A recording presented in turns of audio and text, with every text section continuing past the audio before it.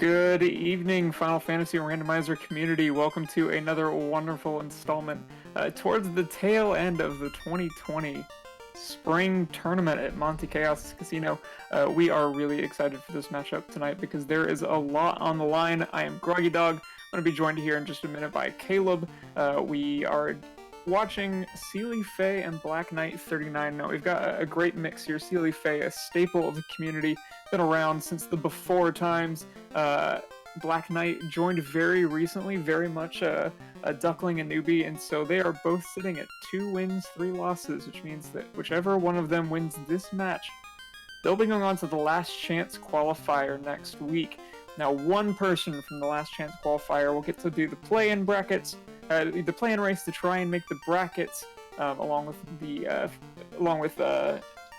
many other runners. It'll be knockout stages at that point. So there's a lot on the line for both of these runners. We've done a draft tonight. Looks like Seelie Faye started out with the White Mage, Black Knight chose Fighter and Red Mage, and then Seelie had Thief to close it off. So we are definitely going with speed and a little bit of safety.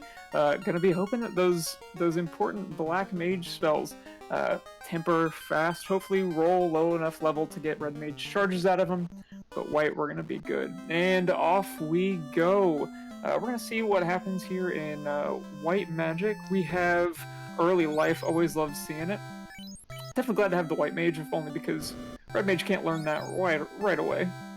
And then over on the Black Magic side, Early Nuke, Early Temper. This is going to be a great seed to have a Red Mage. Would love to have a second one, probably. But an Early Nuke is going to make only having 1 damage dealing Mage a little bit more palatable. That'll also be learnable by that Thief once it's promoted. So that'll help a little bit. Hey, a little high five going into the weapon shop. Oh, Caleb, thanks so much for joining me. Thank you for taking the booth while I was getting all the restream stuff set up in the background. Oh, happy to. Welcome to the action. Nuke. I can't believe I was the one that rolled this. I know, this seems awfully kind. I can't wait to see what horrible things you've got in store for them later. We got early pro rings, early steel armor, some expensive houses. Not horrible, certainly not the best I've seen though. See here, Caleb's audio very low. Let's see if we can work on that. Okay, I'm working on it. There's I gotta eat my mic because turning ever vigilant as always. Okay. Fine now. Thank you. I just eat my microphone. All right. So we got. This is a interesting, safe party comp. Shouldn't run into too much trouble with that level 1 life and level 1 nuke. The Knight won't be able to learn that life spell, but that Thief, if we keep him around or keep her promoted, they will gain their level 1 nuke charges, and even though they'll only get a maximum of 4, it'll still be nice to have. It's sort of like in your back pocket. Yeah, I think when you're doing that calculus of do I damn the Thief, do I keep it alive, go 4-man versus 3-man, I think those 4 charges it's not nothing. Now, one thing you can already see as we go through these very early encounters on the way to Temple of Fiends, both of these runners extremely active in the creativity channel in the Final Fantasy Randomizer Discord. You see alternate enemy sprites, alternate Warrior of Light sprites. We got Valkyries of Light over on Seelie Faye's side. This is a really nice showcase of some super creative ways to mess around with the Final Fantasy ROM. Did you see Seelie Faye's Overworld? Oh, there's a defense sword. That's defense sword is nice. Yeah, so I was gonna say that doesn't. It looks. Oh, is that not Valkyrie's Light? Yeah, it looks like it's kind of picked together from a couple different. It's, you're right. Yeah. Yeah, it's a little bit different, but it's still really cool. That's one of the things I love about this community. I don't have the ability to be this creative and do the pixel art and stuff and draw these sprites. And look at those wolves; they're looking lean on Seelie's side. It's pretty awesome. And I will apologize in advance for Black Knight's stream. That's unfortunately the way it's coming in off his broadcast. I can't crop it any better than that, so we're just going to lose a little bit of the cutoff on the bottom of the screen there. And looks like Seelie Faye's stream is hiccuping right now, so it's paused on her end. So Alright, well, Black Knight makes quick work of Garland thanks to that nuke, and we're going to be getting an Adamant and a cube. So cube, not too much help to us right now, but anytime you see something like adamant early on, not mad to see it. It's progression. It's early progression. Certainly something you'll take. And we did lose Seelie Faye's stream. I'm going to try to get that back up as soon as she comes back online. She did warn us in the SRL room that she had been having some issues with the OS X, or the Windows install that she has on her Mac. So, and yep, and I see her. She's just disconnected. So I wonder if there's just a hiccup on her side. Yeah, fingers crossed. Yeah. We see, some pretty nasty creeping over there. We got, was that Squint and Blizzard making quick work of Black Knight as he tried to go for the adamant pull there. And he's going to dip out of that instead and go right over to Provoca, see what our dear friend Bicky and the Pirates have waiting for us. We'll also check out some Magic first, I imagine. Yeah. I like to take out the pirates first just to give me that little bit extra bit of money before I check out the spells, but especially if we've already got a sweeper. Especially when you don't find anything in Temple of Fiends, I definitely like that safety of just like, I'd rather not have to do this twice. Okay, so we're seeing a lot of Ice 3, Fire 3, Lock 2. Great level 2 spells there for the Red Mage to have, especially in lieu of anything particularly good. I want to pick up that Fog 2 in a pinch. It's not Invis 2, but it is gonna raise your armor a little bit. It can be useful in some of those end fights. Black Knight thinking about the save there, but gonna go straight to Bicky instead. I think that's probably a safe bet. So Seelie Faye did let us know in the SRL room that her computer, her Windows install on her OS X has given her a blue screen, so she's going to try to quickly get it back up. Hopefully her save file is still on her PC, so she'll be able to pick up where she left off. If not, it's not a huge time loss, and we'll see how stable her computer is as we move forward here. Both of these runners, 2 and 3, racing for a spot in the last chance qualifier in the final week of our 2020 spring tournament. One of them's looking to punch their ticket and maybe play spoiler to a lot of folks in the last chance qualifier and then the play-in race. Seelie Faye and Black Knight, I would say they're more of the creative types in the community like we talked about than they are like the dyed-in-the-wool racers that we have in the community, but still, 2 and 3, that's nothing to sneeze at. They both have a couple big wins under their belt here, and if one of them makes it into that last chance qualifier, will be a group race, so anything can happen in those large group races, and the winner of that last chance qualifier gets a shot at the play-in race where up to, I think, anywhere between 7 and 9, depending on how the 5-0 and 4-1 races shake out, there will be up to, I think, eight or 9 spots available. I want to say it settled on exactly 8 after you looked at no pair ups, no pairs downs, even an even number. So it is, it's probably going to be around 20 people looking for those 8 spots. It is not an enviable position, especially given who we know right now we're going to be in that race. Oh yeah, there's some sharks in there. Yeah, absolutely. But any given Sunday. Oh yeah, and nothing really doing here in Matoya's cupboard as Black Knight continues his search for that ever elusive loose canal. Yeah, it looks like he's gonna give this run to the dwarf cave another shot. Got caught pretty hard by the ogres and the creeps earlier with Squint and Blizzard. Hopefully faring a little bit better this time. We'll see if he saves on the overworld first and just kind of chug through it. Yeah. So what's your strategy, Groggy, as you're looking for that loose loot? Do you prioritize checking all the free boxes on the overworld, even though they're all kind of spread out with the 2 in Dwarf Cave, the 3 in Temple of Fiends, the 3 in Matoya's, or do you hedge your bets a little and explore that Marsh Cave? 6 weeks ago, I would have been more likely to say, absolutely, I'm going to knock out all the free checks first. And I still think that's broadly true. Hmm. But I'm certainly a lot less hesitant now to just give Marsh a try. Let's see what he gets from the Dwarf Cave. Yeah, no canal. So it's looking like we're going to be heading to Marsh Cave see what we can get there. Gets the bottle from Narek. Or the Smith, sorry. Yeah, See if he gets this. the Hooray Dwarf. No, Hooray Dwarf, that's okay. Uh, but yeah, I think we've seen so many times the canal just annoyingly loose in Marsh. I think Ooh, it was is, yeah, and there's that squint right there. I thought that was I that think looked like a bad death news. touch. I thought. I was kind of looking at the SRL room and just saw somebody it looked like a punch, and then the fighter went down. But yeah, it might have been a squint. Yeah, I think yeah, because the creeps had squint and the ogre had blizzard, I believe. We saw him run up against like a wall earlier. Um, but yeah, I think get them out of the way quickly. They're not that hard to do.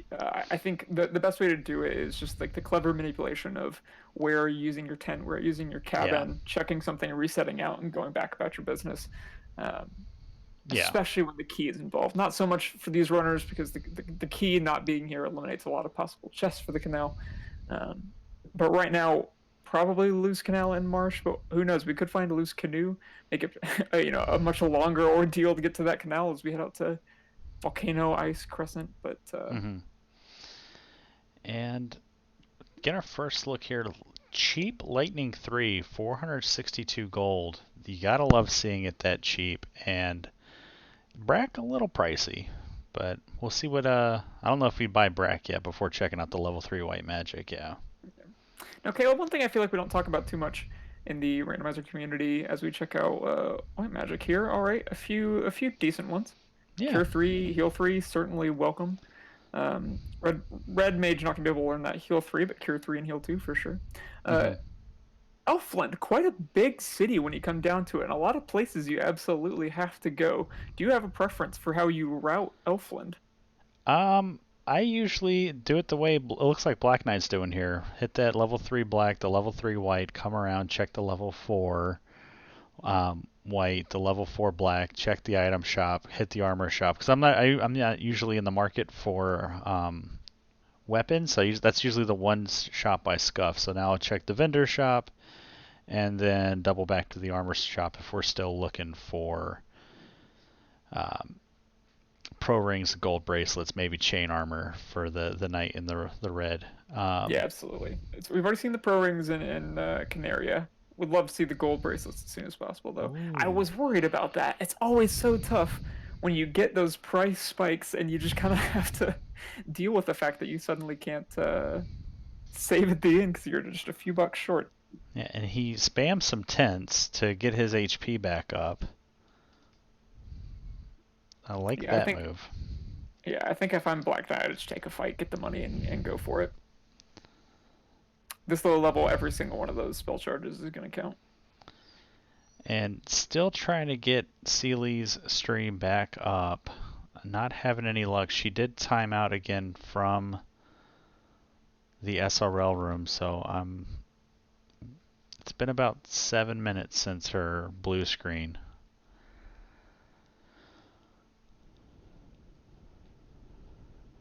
Yeah, fingers crossed for her. Yeah. All right. Meanwhile, Black Knight gonna make his way to Marsh. We'll see. No warp or exit at this point, so it's gonna be a lot of walking. Definitely hope to see it in an easily accessible place. Gotta be a little bit scared at this point that you're gonna see the creeps and the ogres again. And there are those ogres. Luckily, they're just punching. Luckily, we won't see creeps or ogres inside of the marsh cave unless they land on that spike tile on Mm-hmm. the basement there. Did he grab the level 4 warp for Bill the red mage? I don't think he did because I don't think he had the money, but that would, Right. yeah. And it Yeah, would, I'm not. He wouldn't have charges for it anyways, even if he had. yeah. But yeah, he was down on fumes by the time he finished shopping, so he's gonna have to wait just a little bit. And yeah, this is the fun part where we kind of get to see, all right, did anything in Marsh roll particularly nasty? Is this gonna be a quick in and out, or am I gonna hate myself for the next 15 minutes? Yeah. Because this isn't a fun cheeky check anymore. This is required. Mm-hmm. Now, if you find it, say, in these top 4 boxes here, do you explore the bottom of Marsh? It's a good question. I think if it was, and there it is, nice and easy. We get the canal, the first chest he checks. So we very much have the situation pop up. I think normally my answer would be no, especially if this was one of the elemental weeks. But if I can swing it, if I feel like I have enough, spells, enough damage, enough healing to make it through at least a couple checks, with 3 loose, I don't think you can really afford to skip Marsh. Because if you do and your opponent doesn't, that's a pretty significant time sink because you're not going to come back to Marsh for a very long time. So I think especially in these flag sets where it's 3 loose, it's the final week, it's Chaos Week, I'm going to clear the whole thing to the best of my ability. And I did get a message from Seelie. She's going to try to switch back to her OSX from the Windows setup she's using, and so hopefully her stream will be up here in just a minute or two. And we'll see if she'll be able to catch back up to Black Knight, who will have about a 14-minute advantage if she has to start fresh. If she doesn't have to start fresh, but I doubt the save will be kept if she's switching back to her other operating system. Yeah. And I think that's sort of a good time to bring up Seelie's record this tournament. She's a 2-3, but it is an extremely tough 2-3. We've got a win over Ikbit Maya, who's a fantastic runner. Losses to some of the best in the tournament right now with Ganon's Gone Wild, Ailmark, and I want to say Gouda. Certainly no slouches in their own right. And so it is, even if Cecilia does have to start over, it's not beyond reason that she could put some things together really strong. Oh yeah, absolutely. She's a very methodical, thorough runner, and until she finds exactly what she's looking for, she's not going to be gambling. But then again, if she's feeling behind, like if she's feeling any sort of pressure from the hardware issues she's having, she might play a little faster and looser than she's used to. And we see Black Knight playing a little fast and loose as he skips out the bottom. Mm-hmm. Won't know for some time, but, certainly fingers crossed for him that was the right call. Yeah, now if Seelie goes there and she checks bottom first, and even if it's not progression, if she finds like a loose Masamune or any sort of gear that Black Knight won't have, and there we go, we got Seelie back up. And she's remaking her party. She has a little bit of information here, so that one of the things I want to talk about, Groggy, and we see it right now with Seelie Faye, the level of sportsmanship and that we've seen through this tournament. Mm-hmm. Here she's experienced a significant technical delay, and she was well within her rights to ask Black Knight if he would like to start over the seed or maybe just like re-roll a fresh seed and so they can both get started. But she's okay with starting with a significant time disadvantage, and she's going to come out here and she's going to run her race. I love that sort of attitude, and we've seen it with a few of our other runners, where I believe it was Hypes Nova and Wab 1024 were racing, and yeah, they were like a half hour in when I think Wab had tech issues. Hypes' entire emulator crashed, and we were like, a little different scenario. We were a half hour into the seed, sort of getting down into the weeds of it, and Wab agreed to re-roll. And at the time that Wab agreed to do the re-roll, he was significantly ahead. And Life 2 will be Red Wizard learnable and Exit for the Red Mage. So good magic there for Black Knight at level 5. And promotion locked fast, so that's good. Yeah, that's fine. You don't need too many charges. You don't need it right now. It's just sort of good to know that you've got it. Yeah, to have it in your back pocket. So, and Wab... Eternal September in chat says, I love FF1. Eternal September, we love you. Aw.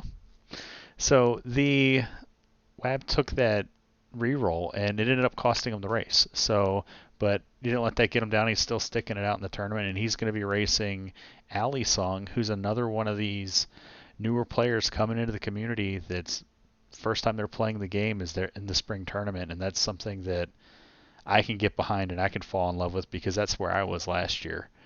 Yeah, And, absolutely. Yeah, and like we said earlier, I think these are two great runners in terms of, there's so much to do with the community in terms of creativity and just community, and all of that, and so yeah, I props Sealy Faye for just kind of trucking it out and doing it because clearly, yeah, Sealy has so much to offer his community, and regardless of your win-loss record in the tournament, it's great to see people having fun and doing their best. yeah. And I think we were talking about it earlier, like Black Knight and Sealy Faye, two of the creative minds in the community with their sprite edits, and it's just really neat that this happened to be the matchup for this week. It's Yeah. always that sort of serendipity, I guess you can call it. Yeah, absolutely. Simple Sarah asking, is that all the good black spells at this point? Yeah, pretty much. We saw Ice 3, Fire 3, Lit 3 already, Nuke, Temper, Fast, Warp. So yeah, we were talking at the very beginning, like, without a black mage, you don't want to see anything too important locked behind anything, and it looks like they're going to be just fine. Oh, those max price cat claws, so no jokey meme strats with that little dagger today. Yeah, yeah. Oh, I was going to say, look at Sealy Faye's menu screen. So that is something that she's been working on, the modern menu, where when she goes into her menu screen, it looks more like the Final Fantasies that you're used to seeing on the Super Nintendo. That's right. Yeah. Then it's an option that is available. I think it's available on the beta site, so you can just add it to your ROM as you're doing it. Obviously, she's the developer for that feature, so it's probably just on her base ROM.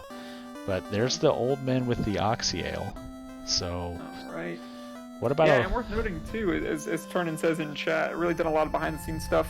I use Sealy Faye's tracker exclusively, so yeah, tons of really great menus, a lot of like great graphical and just like tech support that has been super important to the community. Yeah. And unfortunately, she's going to get the bad news here that she has to go to the Marsh Cave. And luckily that we didn't see nothing too nasty down there for Black Knight, but now he's got some decisions to make. He has Oxyale.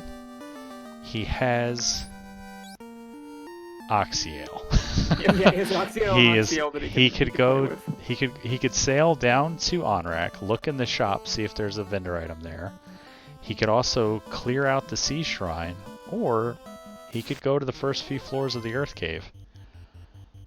Yeah, I think the early Earth Cave, just not dive, but certainly a quick toe dip into that first floor. See if you see any good spike tiles, if any of those rooms have any good treasure that you can use. I'm certainly going to be tempted right now to just go check Waterfall and Onrak, especially if I'm able to go get Warp. See if I can find that loose shop item that we haven't found either. Well, Waterfall isn't on the table. Oh, right, we don't even have canoe yet. Yeah, so that's what I'm saying. Like, we're looking for potentially a loose canoe or a loose fetch item, or maybe a fetch item in the shop that will get us that canoe.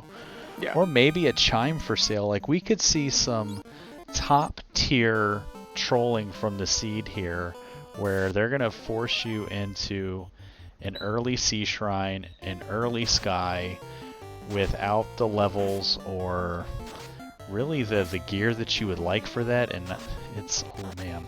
Yeah, I mean, it certainly would be a Caleb seed to give you nuke level 1 and then make you sail for the next 2 hours, so. And this could be something where if Sealy gets this information and decides to go to, say, Earth Cave, or maybe check that bottom of Marsh. Yeah. And you would hate to see it, but it's very much in play. And you see Black Knight kind of hanging out for a second, weighing his options. Where do I gotta go? Yeah, you've got a lot of less than ideal options. I don't blame him for taking that pause and just kind of thinking it over. Well, this is Chaos Week, and these and they're okay.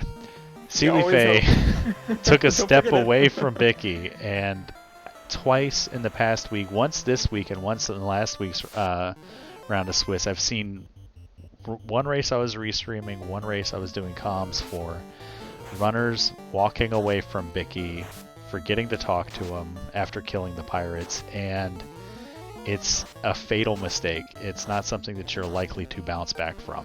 Yeah, it's tough. It's not the kind of thing you immediately think. Because if you have a tracker, you've probably marked it off when you started fighting. I know I do that. Tetris Magistus in chat asking, is there like a player's guide for the rando? Yeah, absolutely. So if you join the Discord, I'm going to go ahead and plug that in chat real quick. If you join the Discord, we have a Duckling Pond for all of our newer players. We have a resources and links channel. I've got a website called the Magitech Factory that is linked in there. Tons of great resources for beginners. Yeah, I was going to say you better plug your website, the Magitech Factory. I feel weird. I feel like a little bit icky plugging my own thing on the stream, well, but yeah, I'll plug it for you. The magitechfactory.net is a beginner's guide that my co-com's Groggy Dog developed. It incorporates a lot of the links that are in our random pens and sort of consolidates it into like a narrative structure, sort of explaining how to like route the vanilla game and then how to leverage your knowledge of the vanilla game for the randomizer, sort of, and then how to prioritize your checks in the randomizer, what you're looking for, what are the 7 key items that you need, and how you can work different parties and what the different options do for not just what they can do to the game and how they can randomize treasure, but how they can change the way you play the game. Like whether it's like making it into a shard hunt, things like that, where there's different win conditions that you can select. And there's something else I was going to plug. Oh, and you have like the little Sporkle quizzes at the end that kind of test your knowledge. Yeah. Yeah, so definitely. You know, I have 2 education degrees. I try and do like good pedagogy. Yeah, that's awesome. And Black Knight. Didn't find what he wanted at the shop item. Nothing there, so he's making a very early dive to Sea Shrine. This is a little bit scary, but you gotta do what you gotta do. It's gutsy. It's definitely gutsy, and immediately rewarded with a white shirt. And that's the only piece of armor that he has. That's amazing. And by amazing, I mean just horrifying, but... Oh, wow. And I don't think he went back to pick up that level 4 warp, so this is going to be a little bit longer than it could be. But yeah. And for any new players to Tetris, anyone listening, you are always welcome to just ping random people, ask questions in chat. The Discord is an incredibly helpful place. Absolutely. And Seelie has her information now, knows that she needs to go to the Marsh Cave. Boom, boom, boom, boom. It'll be interesting to see if she decides to do a full clear. Give us a little bit more info. You know, again, I would feel a lot more comfortable with a full clear in a seed like this, but I think there's absolutely something to be said. You know, as we're watching Black Knight do the mostly armorless Sea Shrine dive, you know, it's week 6 with so much on the line. Sometimes you just gotta do the gutsy plays, especially if you think your opponent is better than you at just a pure routing perspective. You gotta go something a little bit off board. I think of you make me think of the movie The Water Boy, and here I never thought I would be in the year 2020 referencing The Water Boy in a Final Fantasy randomizer. I can't wait to see where this goes. You can't hold anything back. There you go. Yeah. Can't. You just can't. And he starts shaking the co-commentator. You can't hold anything back. So it looks like Black Knight took a wipe out of here. Has a little bit of information. If I'm him, this is trench warfare at this point. You run in, take that white shirt, run out, save it. Run in, check that left box, run out, save it.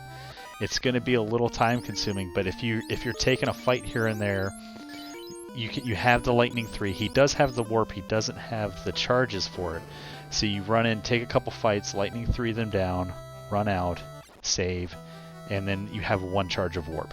You know, once you get that next level, and then just like it's slow, but I think you have to be methodical here. Because if you do a big run and clear a bunch of chests, find a bunch of cool stuff, hit a 5-pack of unrunnable ghosts, they're going to just destroy you because you don't have any armor. So, and the biggest downside here is that there isn't armor for sale in OnRack. Yeah.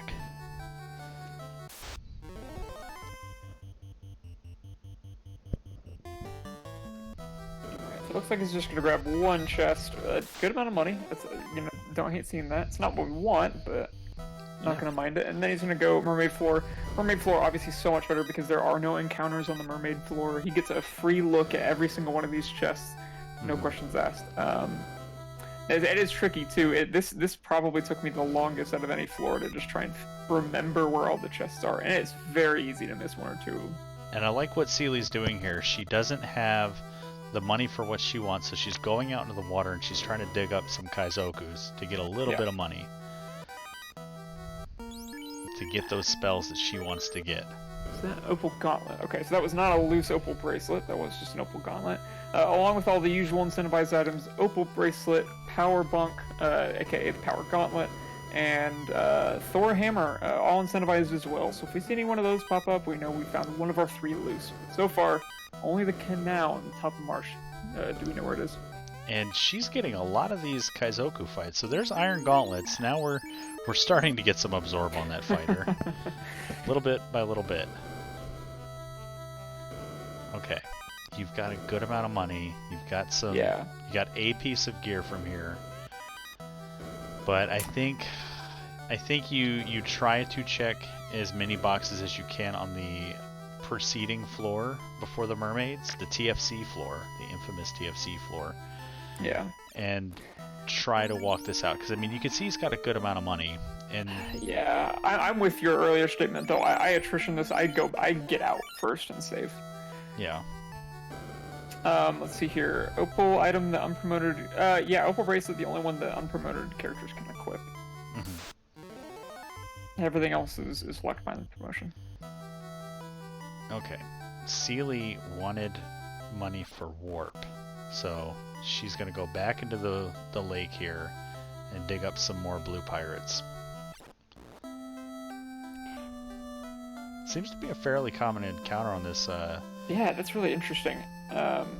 You know, I know it's not everybody's favorite. I would certainly be tempted for just a slightly extended pop grind at this point. It's not too far away. It gets you the money. It gets the experience. You're gonna kill everything with Nuke anyways. Yeah, I'm never a fan of pop grind unless it's a very specific set of flags. Like if it's a situation where there's like a floater for sale and Provoca and we're like 10 grand short, I might consider it, but I might also just go to Marsh, you know? Yeah. Because, yeah. Or if I've got like a nice piece of in-game equipment, I might really consider selling it. Like Black Knight, he's got that heel helmet, and he's thinking hard about what he's gonna do. Yeah. Heel helmet for me is much like Katana when I'm not running Thief. It is money. I don't even think about it unless I have just nothing else. Yeah, I'll equip it if I'm like it's post promotion and I'm running through my initial checks for my knight, or if I have a ninja, like yeah, I'll equip it until I find a ribbon. But it's a decent amount of absorb. I think it's the same as a silver helmet. Yeah. So it's not terrible. But it usually all of that caster item typically will sell pretty well. Yeah. But he's got to think about what he's going to do here. He's going to take maybe some overworld fights, get a couple levels. Yeah, there's some decent fights here that he can do, though, that are not too dangerous, fingers crossed now, and Kilo's not what you want to see, but no. A few other ones that'll get you some decent experience and decent money. Level 10 is not a terrible place to be right now. We'd love to be higher, but, you know, it's going to open up some other things for you as soon as you do have the canoe.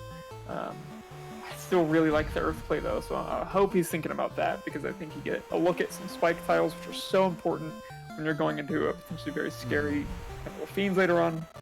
Yeah, the Earth play, I would have liked to go there before we went to Onrak, but I think once we're in Onrak, in my mind you have to commit, but he doesn't have any equipment, so at least doing Melmont, he'll be able to check the armor shop, maybe get some chain, maybe pick up some silver bracelets for those mages and the thief. I mean, he's got to do something here. He's got to make a play, because Seelie, she's fighting her way back into this, and she's going to be methodical. She can already see that she's making the preparations to have warp before she even goes into Marsh, which makes me think that she's going to do both top and bottom, yeah. And if she finds a loose, or if she finds, you know, if she finds a loose or something like Masamune or Dragon Armor, that is potentially a game changer. And we got LCB16 in chat talking about creativity.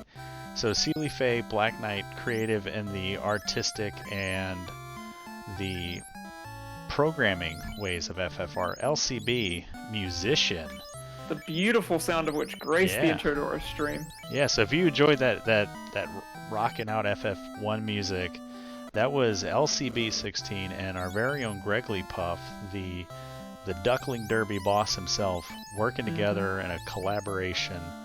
And they've done a couple tracks like that, and it's a lot of fun to just kind of pump that out before the race to get everybody hyped up. So good to see you, LCB.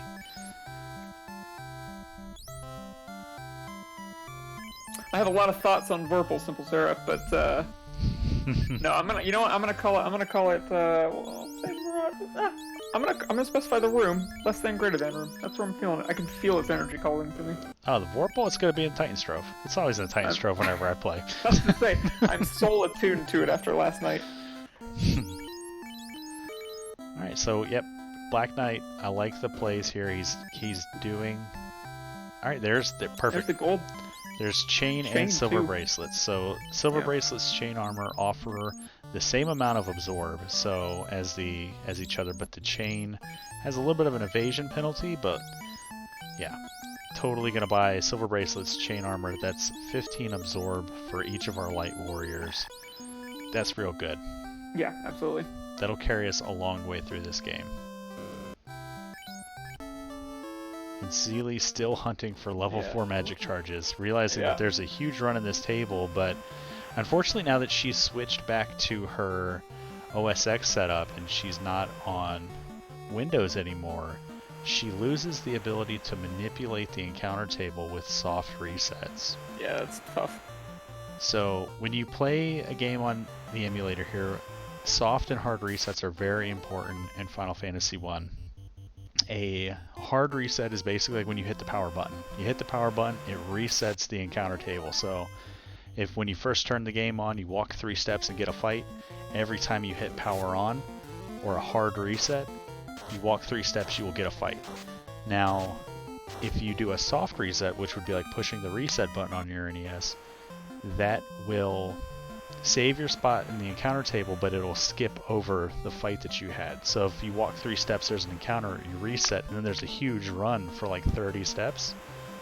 You can hard reset, walk 2 or 3 steps, and then reset immediately once you trigger that fight and have a good long hero run to start going into dungeons or traversing through the overworld. So unfortunately, on emulators on a Mac or Apple system don't have soft reset options, and that's something that LCB can talk to also.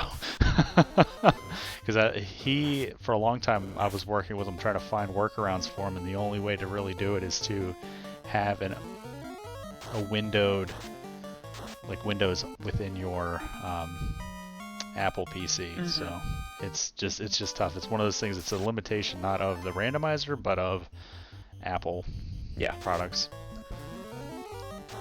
Man, it's real interesting watching this. Black Knight has spent a lot of time and has unfortunately not found the things that he wants to progress. The quicker seelie gets into March, the better, because, you know, if she goes the right way whenever we need to find whatever's coming up, all the time the Black Knight spent in Sea Shrine could well be negated by a good play. And checking out level 6 magic, we find Cure 4 will be learnable by the Red Wizard. Nothing really worth noting in the level 6 Black, but yeah, as Groggy was saying, Black Knight spinning his wheels here, gonna keep the door open for seelie, who had hardware issues like 5 minutes into the race and for the next 15 minutes. So seelie here playing with about a 15-minute deficit, and she's making preparations. Like, she's gonna fully attack this. Yeah, and that house buy, I think, seals the deal. She is for sure going to be doing both sides of Marsh. I don't see any reason you buy one house this early in the game, outside of just like knowing that I'm going to do both sides no matter what. Yeah, and she'll be in a good place to do it too. And Black Knight needs to make a commitment here. Do I go back to Sea Shrine with what I have, or do I go to the Earth Cave? Because I don't think going back to Marsh is on his agenda. and it looks like he might be going back to Marsh. Shouldn't have said anything. But if he goes back to Marsh and finds progression, he and seelie are going to be tied up almost. I mean, he'll have a little bit more exploration on her. Yeah. But not much. I think the white shirt and the money, certainly the biggest advantages you would have at that point. That is not an insurmountable advantage.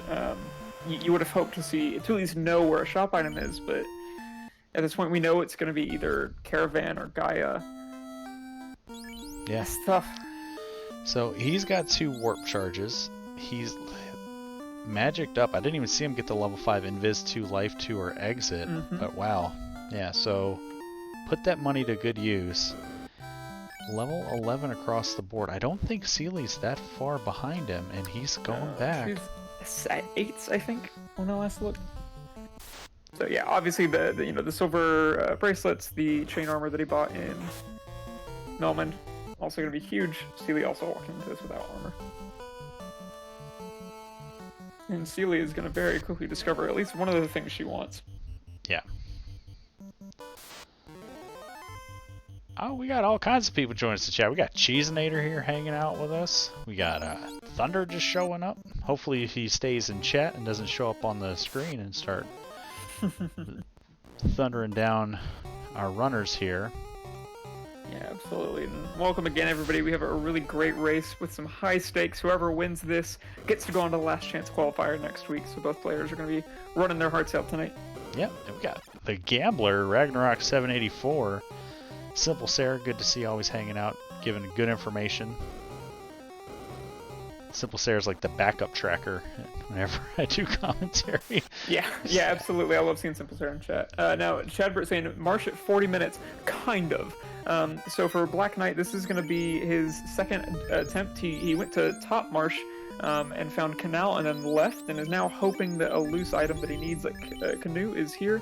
Seelie had some hardware issues, like we were saying earlier, is about 15 minutes behind because of that. So this is Seelie's first go into Marsh, but she spent a lot more time grinding, getting some warp charges up, getting some money, getting some houses. So they're both going to be seeing bottom of Marsh for the first time at about the same time. But Black Knight already had the canal that Seelie just had. And Tarna pointing out that the Zeus, while it does function the same way as the Thor hammer, it is not one of our loose items, but the Zeus is not loose.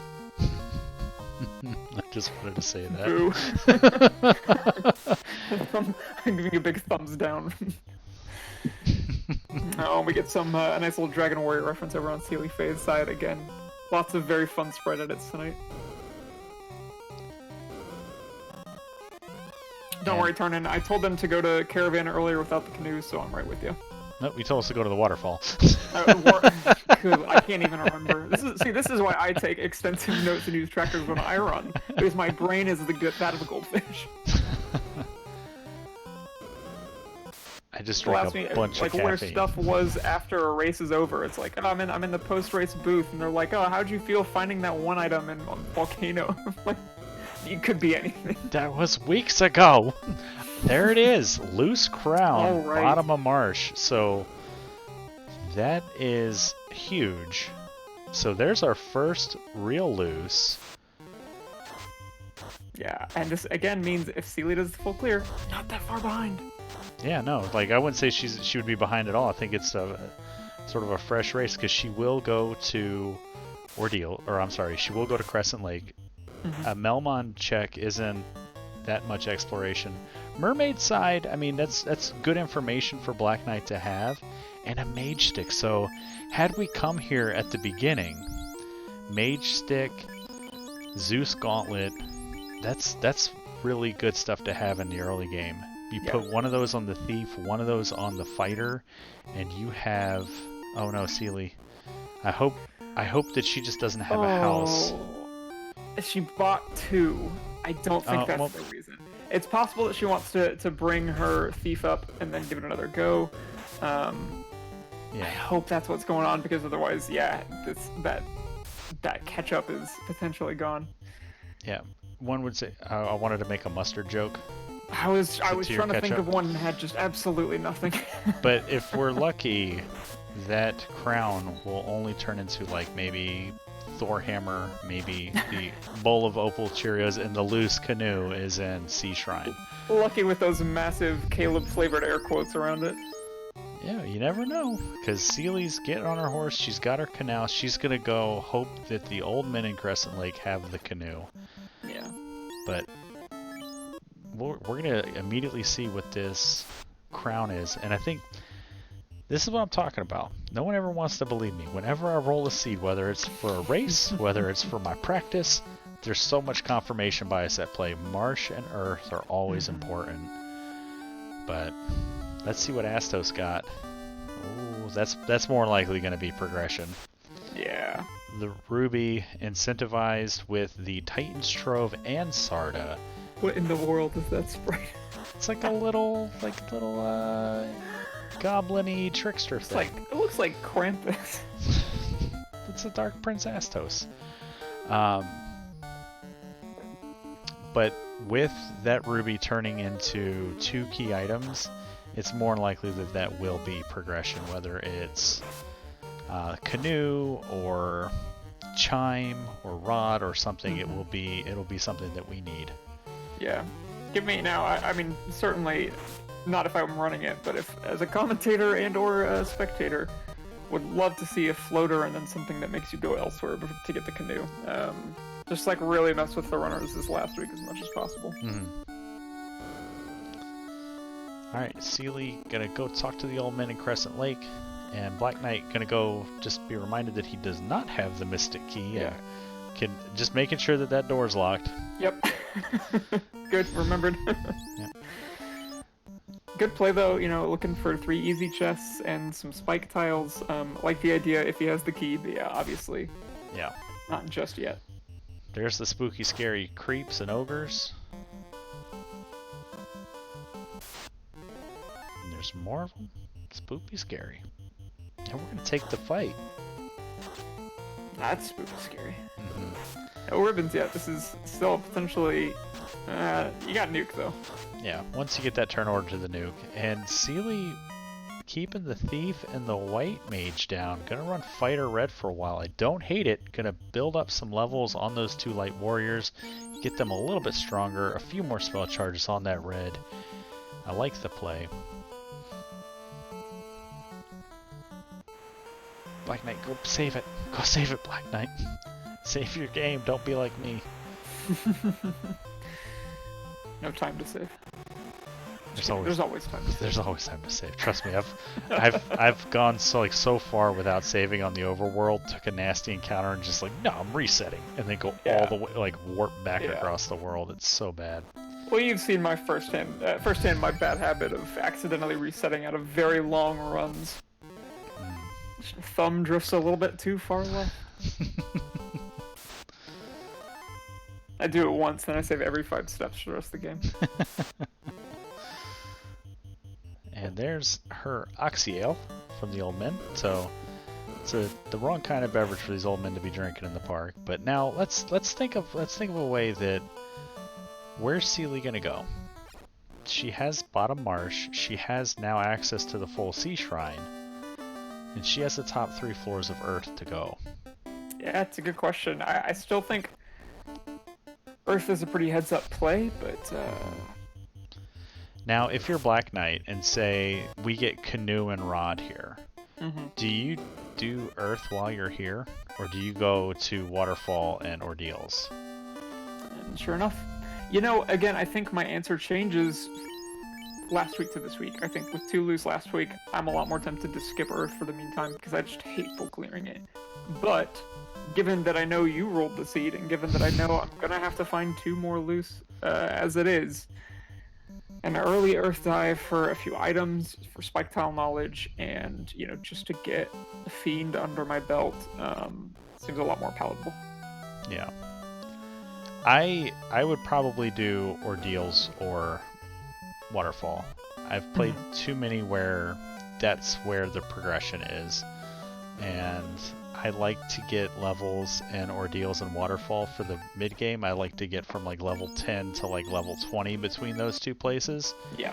But when it comes to I've done all my incentivized checks, my Ice Cave, my Waterfall, my Ordeals. I will typically do Earth first, just Mm-hmm. because I know everybody else is going to go Sky, and if Sky Yeah. busts out, then I made up time by going to Earth first, if Yeah, that's where absolutely. the loose is. So it's one of those things, it's not something you do if you're just trying to get the fastest time possible, but if you're racing and you're trying to game your opponent and trying Mm-hmm. to strategize, that's what I do, and it's how I've been as quote-unquote successful as I've been in this tournament. Yeah, So, absolutely. Yeah, it looks like seelie is going to be visiting Onrak. I don't hate the play. I definitely understand where she's coming from. You're hoping for that shop item in Onrak. You're yeah. hoping that you can find something in a mermaid fort. Unfortunately, we know what the outcome is going to be.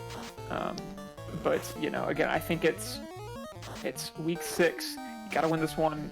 Those gutsy plays perhaps feel a little bit more of a pull to try and get that slight advantage.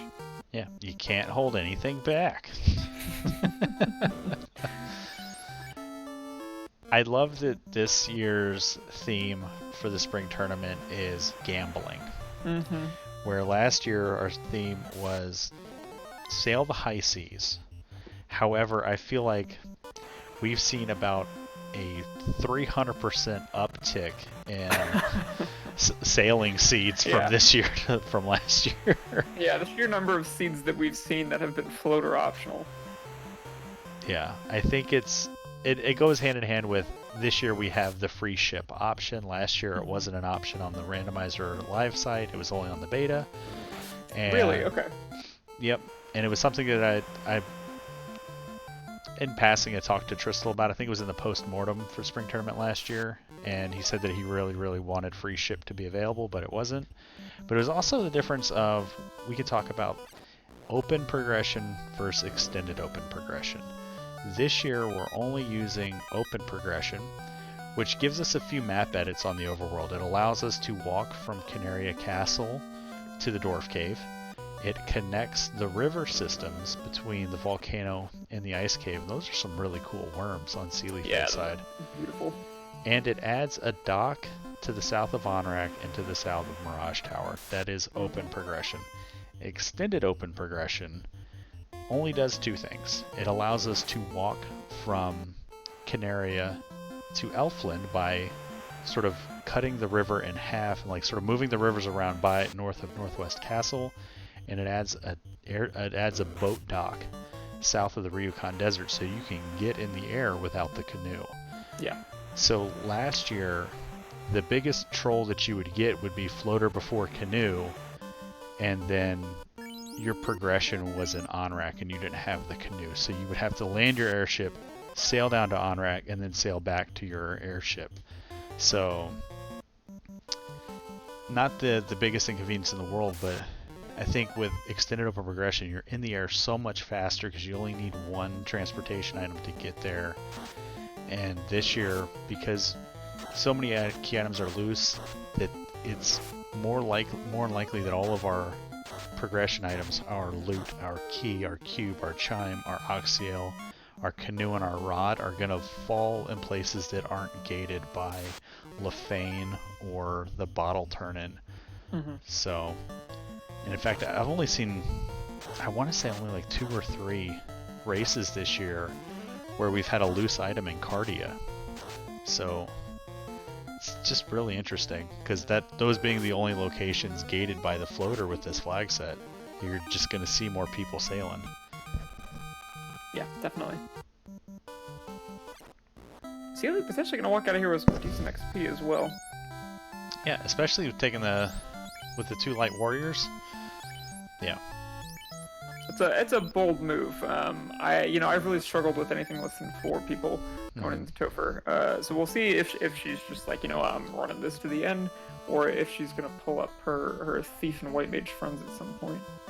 Black Knight. Black Knight. Where are you going? You going to the volcano? Are we going to do a volcano dive when there's still 3 incentivized mini dungeons available for us? Again, are we going to ice? I don't hate the dungeon dives right now with so many loose in this seed. Mm-hmm. It feels less bad than it might in a normal week. It's not, I think, the perfect play, but I really don't hate it. Oh no, seelie hitting the ghost and just getting knocked out. Oof. So Ghosts don't care about what armor you got on unless you're wearing a lot of absorb. They will punch you and punch you real hard. One of the highest attack powers in the game. And if the randomizer rolls and they have more than one hit, oof. Yeah. Yeah, Black Knight fighting an Aegis Shield, the first chest he checks in Volcanoes. That knight is looking extremely good right now with Dragon Armor. And a katana. Aegis Shield. What? Blessings on blessings. And you doubted the Volcano play, my friend. I always doubt the Volcano play. Because everybody comes here. I'm in the Lord Fizzlebeef school of I'll do the Volcano when I want to, not when I can. Yeah, there you go. Nobody puts me in a corner. Nobody puts me in the Volcano. I feel like I need to keep a running list of like all the movies you're gonna reference during this broadcast.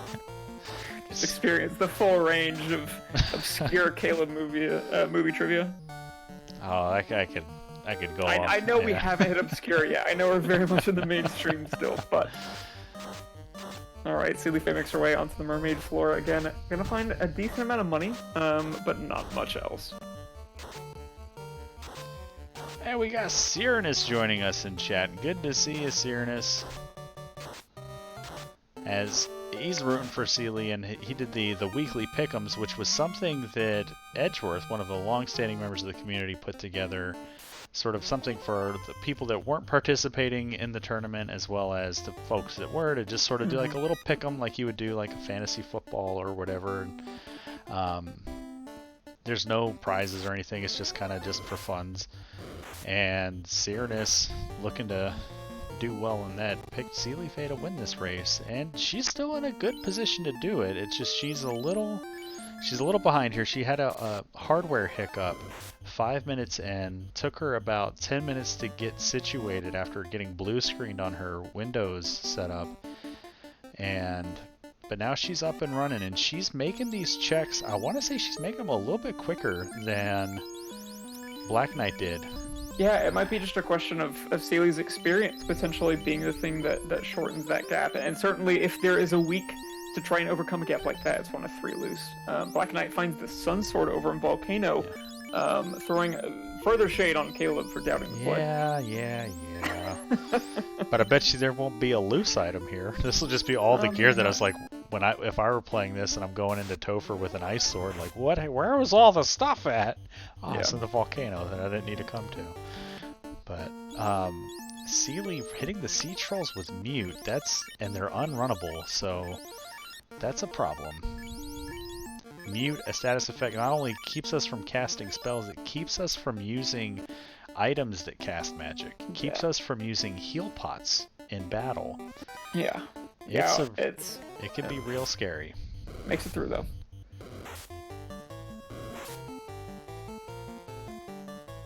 And we got Jonathan Yoshi, one of the newer ducklings. I saw him join the Discord. I think it was today. Get tagged up with the duckling roll. Maybe getting excited for that duck derby. Excellent. Welcome, Jonathan Yoshi.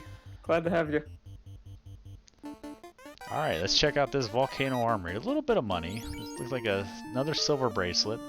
We could probably put that onto Bill. Just get that evasion penalty reduced. A little opal helmet. Little iguanas or giants and their pet iguanas. Alright. Seelie cleared out most of Mermaid's side except the long walking chests on the TFC floor.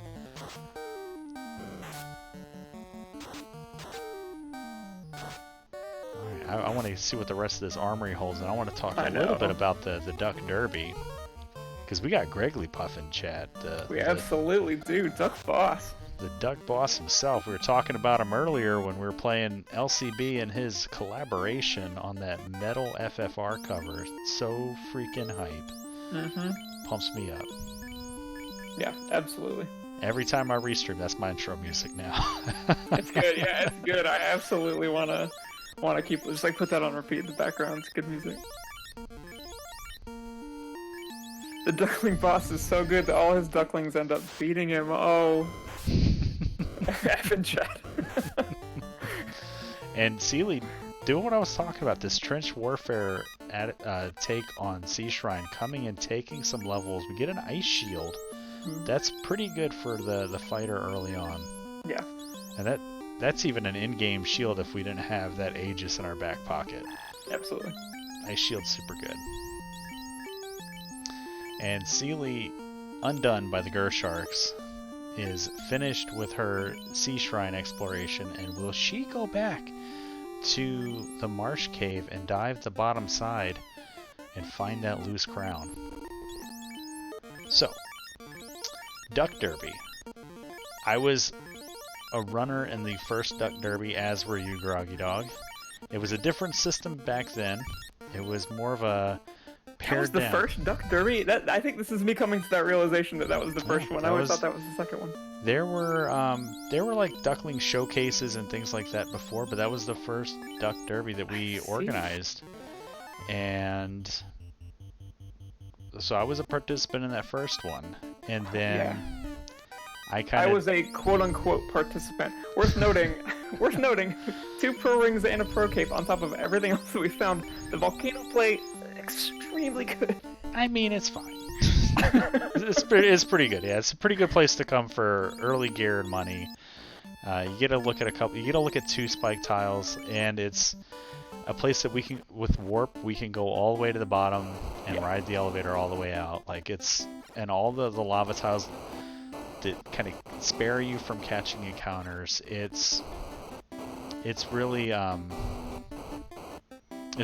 really good check to make, and I'm not really trying to poo-poo it all that much, but we got in chat, so Tarnin, one of the original new player leads back in the day. This is something that I wasn't around when I first joined. When I first joined, it was Moist Mogwai. I was running the Duck program, but when the new player initiative all started out, it was like this little collaboration between like Tarnin and Mo, and I believe even Will Cleosis might have been involved in that too. So a lot of the veteran runners in the community helping get the new players together, but there wasn't like an organized tournament or race for it. And look at those eyes, those big goofy eyes, those Japanese gorgeous sprites. Gorgeous sprites. Great spot to find. So, but now, since last fall, and Greggly Puff and Dark Moon started organizing the Duck Derby. Dark Moon, another one of the creative types in the community, designed the layout that we're using for all the spring tournament. And never mind the cat just batting that ball around in the background. So, Duck Derby, fall 2019. I was a participant in it, you were a participant in it. It was a different format. We raced everybody, and then it pared down to 8, and then pared down to 4, and then the Duck Supreme, the first Duckling Supreme was Gouda 632, and there's a ribbon in the volcano. Okay, so fine, the volcano's pretty cool. All right, volcano's pretty cool. And seelie worth noting over here, going with the exact spike tiles we were talking about. So let's see if they pay off for her. Yeah. So, but the Duck Derby then in January, before the spring tournament kicked off, you were a participant in it. Burt Reynolds was a participant in it. Ragnarok 784, Danny 383. There was a lot of fresh ducks swimming around, and different format. We had 4 races over 2 weeks, and used a Mario Kart point system. I think a lot. And it's the 3 eyes on that tile. So Agama tile, super good. Yeah, juicy. That's one of the best spike tiles you can find in the game, especially if these enemies rolled script list and they're just trying to punch you down. Yeah, for sure. So glad that Black Knight went to Earth first, Well, seelie's here, and this isn't a bad one either for early game with the Fire 3s and the nukes. These Medusas and Saber Tees won't last long either, but she's not going to get better XP than these 3 eyes. So I keep interrupting to roast you. I'm sorry. You're no, gonna it's say fine. nice things No, I want to still keep calling the action the race. This isn't an advertising spiel for the Duck Derby, but it can be. As they're exploring stuff, we can talk about some other stuff that we got coming up in the community, especially as folks are showing up.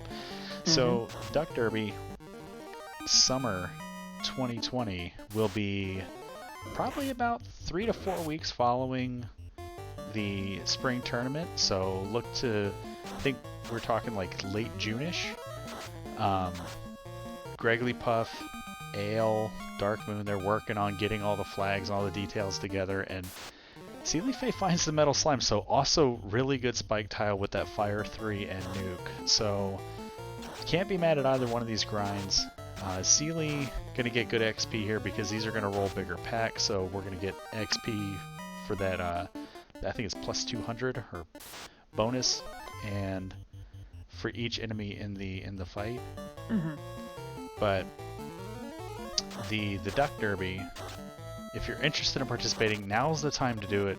Join the Discord, get that duckling roll, and get set up because Greggly Puff going to be starting his duck boot camp here any week. So yeah, it's going to be a lot of fun. You'll learn the game, you'll learn the randomizer, you'll learn all the different ways to play the game, all the different options, the short and topher, the shard hunts, forced party members, band party members, maybe. I don't know what they're playing. They're playing all kinds of fun stuff. But Seelie stream, it looks like, let me double check on the restream because I haven't lost it yet. Hoping this is just the internet one. Yeah, yeah. So maybe she there we go. Pause for a second because her timer on her stream isn't running anymore, so it's hard to tell if she's paused or if her stream is just sitting there. Maybe she just had sometimes phone rings, things like that. Yeah. But if you want to learn the game, you want to learn the randomizer, no better time to do it than the Duck Derby.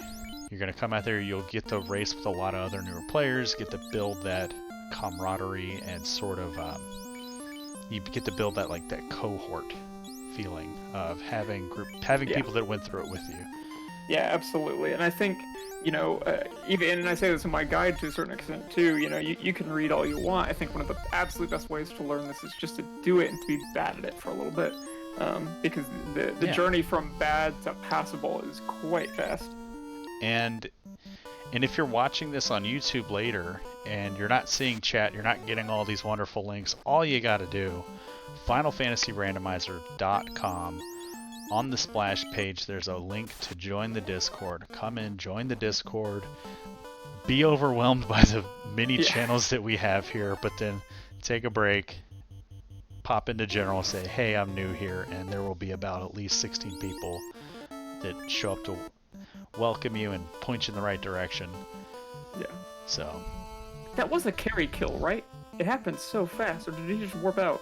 I think he just warped out after getting a bunch of eye kills. I get so worried sometimes that I just black out for minutes at a time.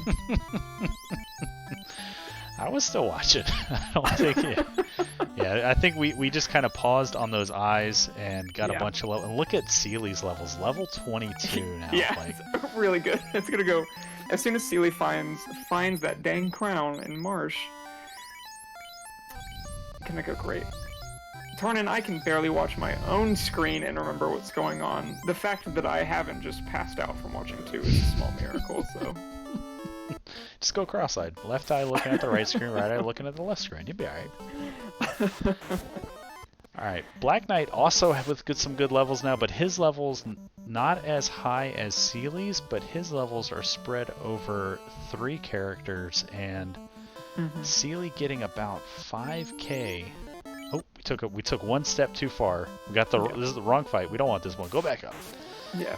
And Black Knight, of course, has just a ton of really great gear too. Yeah. So it's gonna depend. It's gonna end up depending, how much time does Seelie choose to spend in Volcano? Because as we know now, a lot of the really good stuff. We got to be careful a little bit because those slimes are ambushing, and when they get punching, it doesn't look like the quad T, the has that much armor on. But okay, we got the backup Cure 3. That's pretty good. But look at that HP, 566 on that fighter already.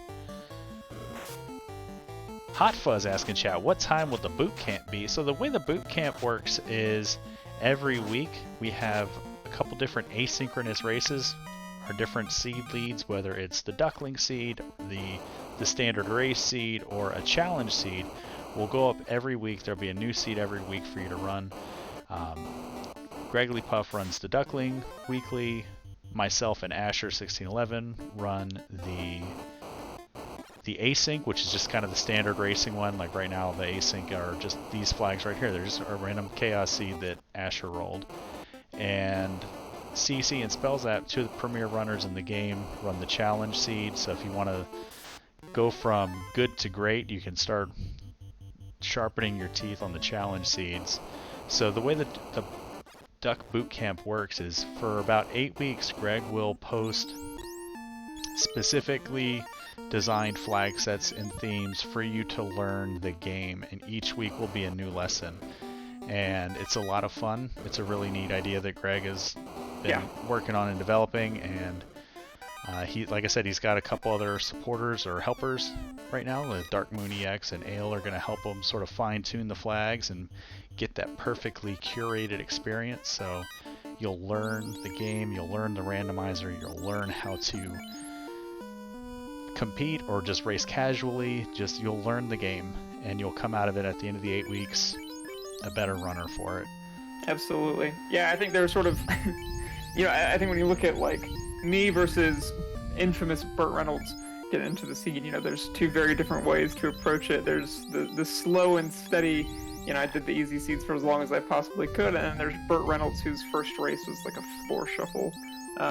Just some horrible thing, and he learned so much from that one race. And hey, whichever style is your learning, do to it. That's the same thing when I was when Zenobian, another premier runner in the community, got started. He got started around the time of the Onrak Summer Vacation last summer, and there's another katana. So all the katanas we could possibly want now. Yeah. OSV had 5 different themed flag sets, all with very different settings and levels of difficulty and requirements, and a lot of floor shuffle, shard hunts, tavern modes, and that's where Zenobian cut his teeth, and he just jumped right up. And once you learn how to play on the really random kind of dumb stuff flags, like you play a standard sort of seed and you'll just hit those rocket boosters. Yep. And Cyrenus in chat pointing out OSV Earth Async was his very first run. Like, just jump right into the deep end. And there's the Vorpal in Earth, so we're both wrong. Yeah. Yeah, it's someone was asking in chat how high Simple Sarah was. How high does seelie intend to go? I think depending on if she's running a 3-man, I would not feel comfortable in tow for less than 30 with a 3-man. Yeah. I know 24 is what you want for the 4-man, but yeah, so I've had so many 3-man attempts go wrong with less than 30. I was gonna say she might go to like 26, 27, and seeing her screen now she's 26. Because around here, around 26, things are gonna start running from you, and it's gonna save you time. And Black Knight back into his summer home. I'm gonna just microwave these eyes for a little bit. We'll see. Oh, nope, not going to take the grind. So that actually would have been the better spot to do the grind, is you just walk back and forth and hit I fight. That's where the vanilla Agama grind takes place. My first seed that I ran was, I like kind of the reminiscing. It was just standard Swiss from last year. I did one seed as a practice offline. Like, I was in the community, but I wasn't talking to anybody. And there's Masa in Earth, so there's Advantage Seelie with weapons. Yeah. She doesn't need to promote now. Yeah. So where Black Knight's still going to want to promote, he's going to want to get that ninja swinging those katanas. So pretty good for Seelie. That's Masa in and of itself can be a time save. It is genuinely heinous to me to hear you and everyone in chat talking about the horrible seeds they started with. I did beginner seeds for like 2 straight weeks. It took me 4 hours, and I was like, "Oh, this is good." Yeah, I mean, for me, there's a Saria tile on the Earth tile, so another good XP fight. So all the good XP tiles you could possibly want, right here in Earth Cave, and a couple in the volcano. So pretty awesome. Got a wear sword there. Every time I see that bull spread, I immediately think it's Warmech. And I'm like, why is Warmech here? Because that's silhouette. But here we go. Yeah. Hour 12. Black Knight pulls carry. And what are we going to do? We're going to throw some nukes. And white shirt, yeah. A little bit of safety. Throw that nuke out. 175. Not bad. Sun Sword swinging. 4 hits, 147. That's not terrible. We got about 300 damage in a carry. Little Dragon Sword action. 4 hits, 4 damage. Thief's doing his best. We're going to keep fighting, we're going to throw that nuke, and we're going to, I think, accidentally use the silver bracelet on that white mage instead of the white shirt. Throwing out another nuke. 101. Yep, accidentally showing off that silver ring. Not gonna quite get us where we need to be. Gonna keep swinging, throw out another nuke, and menu down to the white shirt. So second stack of Invis coming out. That's now 80 evasion on each one of our light warriors. Another 171. So I was gonna say the next nuke should do it. As that. So right around hour 13. Black Knight lights his first orb. Seelie gonna finish this clear of Rodless Earth. There could still be something down here, something loose. So I would imagine we'll go all the way through the vampire fight, check the box behind him, and then ride that warp elevator all the way out and figure out where we're gonna go. So lots of gear in the volcano, no loose items, but a good spike tile, so not a total time waste for sure. Yeah. Yeah, so my first, it was just standard Swiss from 2019, nothing too crazy. But I only did, like so many of the participants this year, I had never played in a race or anything like that, so my very first race was the second seed I ever completed, and as luck would have it in Swiss random pairings, my first matchup was against Lil Cleosis, famous, super good runner, and I was like, oh boy, well, rip me, I'll just, whatever, and took him to the wire. Like, we finished 14 seconds apart from each other. Wow. And that was, for the longest time, I was like, that was my peak. I never quite lived up to that level of hype again. I feel I feel similar to that right now. Yeah, and finding the Ochos with Bane, so nasty water system here for Black Knight on the rivers. Yeah, but lately, I feel like I'm sort of coming into my own a little bit here a year later. My race last week with Show was my 100th race on SRL, and it was right around my year mark in the community, so it was pretty nice. I think, after a year, I feel like I'm probably okay at this game. Yeah, and I think that's one of my favorite things about the game is as I look very quickly at Seelie's screen and see the silhouette of a vampire that was at one point theoretically there. All right, so no loose here, but yeah, we got all the levels in the world, so riding that warp elevator out. Yeah. I love the game because it can be fairly simple on top. If you just treat this game as sort of a puzzle box speed run where you just need to get a set number of items and make it to the end. There's a lot of great fun to be had with that, but it's getting to know the complexities of the underlying system, both in terms of video game historian, but also as a developer and learning all that. There's so much depth and nuance to what's going on, and I'm always so impressed by the people who are in our community who've taken the time to really understand that. And certainly that's a goal for me as the time goes on.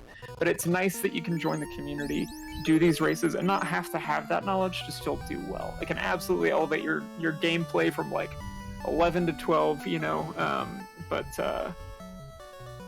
not required. It's nice to have options. And Black Knight taking his time, walking carefully around those holes, doing the warp trick, and getting... Opal bracelet. Not what you wanted to see. It's the best armor in the game for our mages.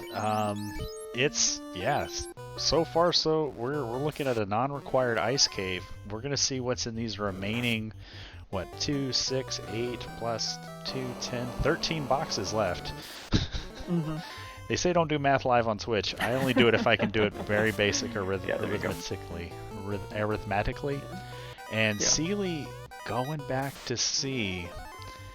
There might be progression here. We might find a loose floater or something, but that canoe resting behind the ruby, resting behind the crown, loose in the bottom of marsh. And it hurts so much because it looked so much like Seelie was doing prep for a full marsh clear.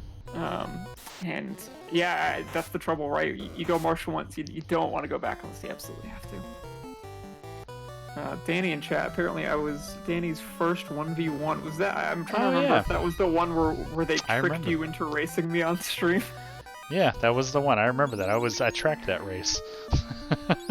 Where y'all thought we were just doing a, I don't know what your side of the story was, but Oh I know no, that I was told explicitly from the beginning that the goal was to trick Danny into racing on stream. I said sure. there's another wonderful spike tile, the unrunnable iron gulls Yeah, here in full the of this 6-pack. So this seed, despite the trolliness of the loose crown in the bottom of Marsh and the loose canal in the top of Marsh, has rewarded our players with level 1 nuke and a 3-eye grind immediately there in the Agama floor, on the Agama tile.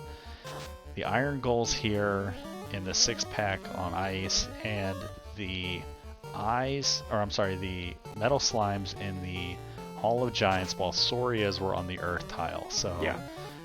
pick your poison. I mean, like, this game has very quickly become about who can find the last required item first, because you know, they're both in a great position level wise. Seelie is, I think, quickly going to get there in terms of armor and weapons as well. Having the mass immune is a huge start. Plus the white shirt. Want to see a little bit more, but worst case knows how to fall back on the gold rings or gold bracelets, pearl rings, I'm sure.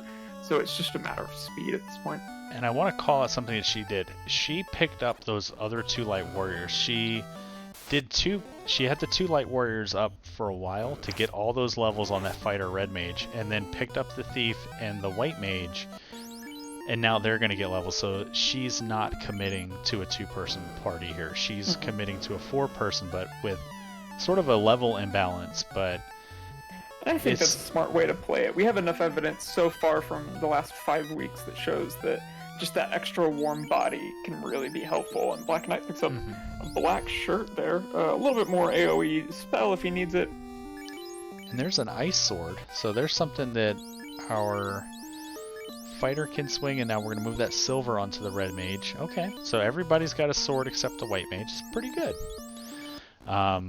So nothing, ice cave not required. If Seelie doesn't check this, that'll save her about 6 to 7 minutes right there, and that's half of the deficit that she had due to the hardware hiccup. So, but by no means is she out of it right now. Like, we still got to see what's in the waterfall. We still got to see what's in Temple of Ordeals, and we got to find our vendor item. But it's still very much anyone's game right here. Yeah. If, you know, it's entirely possible that she finds something that doesn't need the canoe and is able to make a dive at it before Black Knight. Running out of spots to do that, certainly, but... And talking about old matchups, Lynn the Cat joining us in chat. Lynn the Cat I raced against last year in Swiss in, I believe it was week 4, or it was week 3 we raced, and did a fun little party comp, ran Fighter Triple Ninja, doing the 3 ninja party. That was a lot of fun. So always good to see Lynn the Cat. Demon Frog joining us, hanging out. Yeah, so welcome everybody. We are deep into a very tense week 6 race between 2 and 3 runners fighting for that 3rd win and a spot in the LCQ. Early on, Seelie Fade did have some tech difficulty and was running about 10 minutes behind Black Knight, but still very much in this race. Yeah, battle of the creative minds from the FFR community. This is going to be, I think this is going to come down to, we're going to be like a photo finish here. I think Seelie's going to clear out Sea Shrine. This is a Kraken dive. She's going to take out Kraken. She might go back to the 2 boxes that she skipped on the TFC floor, but she's going to have her information that it's the March Cave she needs to go back to. And then if she goes Ordeals, Waterfall, that's... But these ghosts giving her trouble again. That's not good. So, ghosts don't care about levels. So, luckily we didn't lose too much there, you know. Yeah. That's one of the complications of a level imbalance in your party. You know, you have 2 really beefy ones, and if one of those is like stunned or taken out of the fight, you now have 2 squishy characters and 1 beefy character, and if they go punch on the squishies, it's pretty much bad time, because when you are stunned, you lose any sort of evasion advantage that you have, and enemies will just blast you and with physical attacks. And ghosts have one of the highest physical attacks in the game. Gonna punch real hard. Yeah. Alright, Black Knight back on the river system. Where's he headed to? Seelie picks up her ice sword there. I'm not sure. We've cleared out marsh. Mm-hmm. Ship is the other way. Still don't have the key, so we're not doing any checks in the inner sea as it is. That's a pretty cool Naga sprite on... Oh, we left the ship over here. We left the sea. Oh, okay. Interesting. Oh, probably because he picked up crystal right before doing all this. Yeah, so that just shows you how long he had been in that river system. That he came in after getting the crystal from... Yeah. And again, we're talking hypotheticals. If Black Knight decides to do a half Earth clear right now... Yeah, I mean... He's still very, very even, and that would not be an unexpected play at this point, I don't think, while you're here. He's got to go to Ordeals or Waterfall, though. Like, he can't keep postponing these incentivized locations for Fiend Dungeons. Yeah. And we're gonna... Translate the slab while we got a chance. Not that way, but... Go check out the slums of Melmond.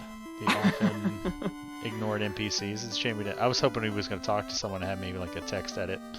I know Visit Melmond's famous burned-out church in the corner that nobody ever goes to. It's beautiful. Go talk to the well, Black Knight.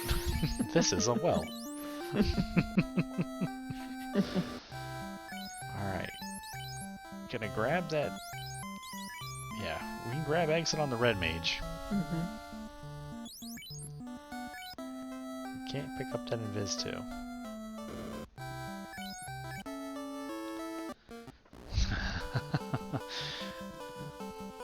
Wells are always suspicious, Tarnin. Especially in the middle of abandoned towns. Like, how do you think those undead are getting in there and plummeting, that's not even a word. It had the flavor of what you were going for, I'm with you. I was mixing pillage and rummage. Yeah. Plumaging, just big feathers. Alright, last few boxes, 18k. Alright. Black Knight, doing the math, you're sailing past. And now, where are we going? Going the north route to Waterfall, I guess. Yeah, okay. A little atypical, but yeah, it works. It's one of those things, like, you get so used to having the airship and not having to sail everywhere that all of a sudden, like, you're breaking out of the inner sea and you're almost an hour 30 in, you're kind of tilted, you don't have the airship, you're missing 3 progression items, and you're just like, where is everything? Yeah. And you're not even thinking, and you're just like, I'm just going to sail, and then keeping that map in your head, it feels like the continents aren't, in my mind, I want Onrak to be directly above, and it's not, it's like off to the right, and it's just, he's going to Ordeals. He looks like he's bypassing the Waterfall for now, at least. Like, I know I always struggle real bad with diagonals. Yeah. I'm terrible at correctly judging if I've gone up enough or if I've gone too much to, horizontal or whatever. And I think it's even the small things, like remembering that you can go right from Elfland to like the Rjukan Desert, or you don't always have to overlap the map. And question from Jonathan Yoshi in chat, is Seelie that far back on items? Yeah, so Seelie skipped out on the bottom of Marsh where a loose crown was. That loose crown led to Ruby, led to Crystal and Canoe. Black Knight making me nervous here. And Seelie also, about 5 minutes into the race, had a blue screen happen and didn't ask for a reroll. She just asked to, she just was letting us know that she's working on getting her computer back up and running, and it took her about 10 minutes, so she's playing with about a 15-minute deficit, but in all honesty, she's not 15 minutes behind. Black Knight sort of a little indecisive in his routing early on, and then the non-required ice dive gave him the opal bracelet, sort of wasting a little bit more of his time, and seelie running out of options, going to have to go to Marsh sooner or later. But quick work of the maze though. Good for Black Knight. yeah, that's a really good maze. I know whenever I'm doing that maze, if I'm listening to music, I have to like pause the music and remember to manually keep track of where I've been because I'm gonna forget. Yeah. Have you noticed a theme in what's difficult for me in this game, Caleb? Oh, it's I don't think it's just for you. Like that's why I can't do a practice race on race day. Oh yeah, same. I did do it last week for my race against Sho Fukumachi, and it was very atypical. It's just I didn't have a whole lot of time to practice, and I wasn't feeling that confident. Sho, a fantastic runner, and I didn't want to take anything for granted, so I took a practice that morning and did pretty okay. So I was like, felt a little boost of confidence, and there's our vanilla tail. So not our progression. So, and there's another wonderful spike tile with Gasties. Yeah. A shame we don't have Ice 3. Ice 3 would be pretty effective on him, but Nuke works just as good.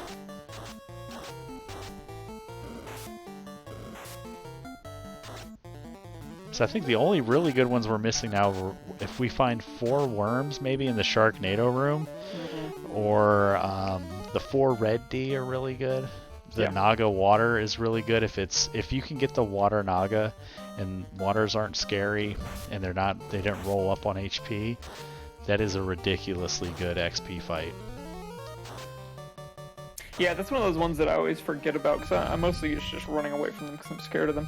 Yeah, it's a deceptively good tile. Yeah. Alright, Black Knight finishes his Ordeals dive. Hasn't found the progression you're looking for is in another castle, Black Knight. Yeah. It's got to be in the waterfall or here on Sharknado. Sorry for the interruption. One of the things that I always like to see with newer runners like Black Knight is that menuing speed, you know? I feel like it takes, especially, you know, and I feel this too, it takes me a little bit of time to get warmed up. Earlier, Black Knight, I think, was a little bit slower in the menuing, but you watch him even on simple stuff of just, like, coming out of ordeals and saving. You know, I think quick menuing is such a great thing to see in a new runner because that is such an underratedly important thing in terms of shaving off precious time. You know, I don't think it's an exaggeration to say that really good menuing can shave off a minute or two. Yep. Absolutely, and Black Knight here, I wonder if he's going to check the caravan before going to the waterfall. Still looking for that shop item. Again, a good example of a time where you can kind of manipulate save spot. Like, save right there, go to the caravan, if it's crap, reset out, go up. Yeah, but we're going to do the waterfall first. Yeah, so when you talk to other people that come to the FFR community from other randomizer communities like Zelda 1 or Link to the Past or even like the Dragon Warrior randomizer, there isn't a whole lot of like tech skills required. Like there's like no screen wrapping, there's no like sword glitches or anything like that, no like hovering or anything like that where you gotta get like technically like super good with your finger mashing. But menuing, I think, is one of those skills that it's FFR's version of tech, you know, like a little tech trick. Like, because you watch runners like Crabcake, Spellzap, Shadow Walker, or Lord Fizzlebeef, and you watch them menu, and it's just like a task. It's just like, how do you menu that fast? Yeah, and I remember how insurmountable that seemed to me when I was first just watching the game. Like, how do people even see how much damage they're doing, let alone know what item they're using? And it's pretty quick, you know, picking up on what's actually happening. But it's an acquired skill for sure. There's some ice armor. That's pretty good to hold on to. That'll be good for our promoted ninja as well. Ninja being able to equip all of the best gear that the fighter can equip. And there's our chime. Oh, SpaghettiOs. Floater. Loose. It's for sale in the caravan. Can floater? Oh yeah, floater can be on sale. Canoe can't. Yeah. Canoe and ship can't be on sale. So Oh, buddy. See, and again, Caravan gets scary because I feel like another thing for newer runners, it's so infrequently worth going to Caravan to check anything that Yeah. it's easy to just kind of like slip and forget. And Black Knight, a rod and key from Go mode, and we have a bottle, we have a slab, we have Thor Hammer and Power Gauntlet still to find, so I don't think we're in a place yet where we can say for certain that this is a floaterless seed, but it's likely that that floater's for sale in the Caravan, or at the herb or TNT that will lead to it. Yeah. Or the herb or TNT that will lead to the key, which will lead to a loose floater situation. And now Black Knight coming in behind Seelie into the Sea Shrine. So this will be a full clear for him, and this is if he... Because now, if Black Knight is going to stay ahead of Seelie, he needs to not do the things that she's done. Like, he needs... Because he's already done he full cleared Volcano, which we know we can go mode if we route this perfectly. We know that Seelie doesn't have to go to the ice cave. So if Seelie routes this like the quote-unquote god route, she could be in a really good position here because Black Knight's now going to full clear sea just like she did. So keeping that door open. Yeah, and those secondary characters that Seelie had damned earlier, they're quickly getting up to 16, 17, so she's in a good spot with those too. I think, if I were in her position, I would absolutely want to go to Volcano next. Yeah, but she's got to go to Marsh though. Yeah. And she has to know that now because she's opened every box. So she's opened every box. She has to go back to Marsh. She'll get that crown. She'll get that ruby. I keep forgetting it doesn't have that canoe yet. Yeah. Yeah. She'll get the ruby. She'll get the canoe, and then she'll hour get 35 in. That is not a good feeling. No, not at all. Even with the tech hiccup at the beginning, but she's gonna have an orb after it. Mm-hmm. She's got great levels. She's in a good position to go very fast once she hits her go mode. And I have a feeling that her go mode will be faster than Black Knight's just because Black Knight, a newer runner, doesn't have those like soft skills quite developed, and you kind of see there's moments where he's pausing and there's damage poison from Kraken. That's pretty scary from that vanilla Tiamat script. And while there's like you said, like you see him speeding up a little bit as like the nerves kind of lessen, but propel him forward. At a certain point, those nerves might begin working against him. So, yeah. So, too. Yeah, I'm glad Seelie had the levels because this is not a fun Kraken. Yeah, so she's now funneled into Marsh Cave after this fight. We need to start getting this damage going out though. We got that Masa, and as I was getting ready to explain it, the thief does its job and cuts down Kraken. So. Yeah. Hour 36, Seelie lights her first orb and has the bad news that she's got to go back to Marsh Cave.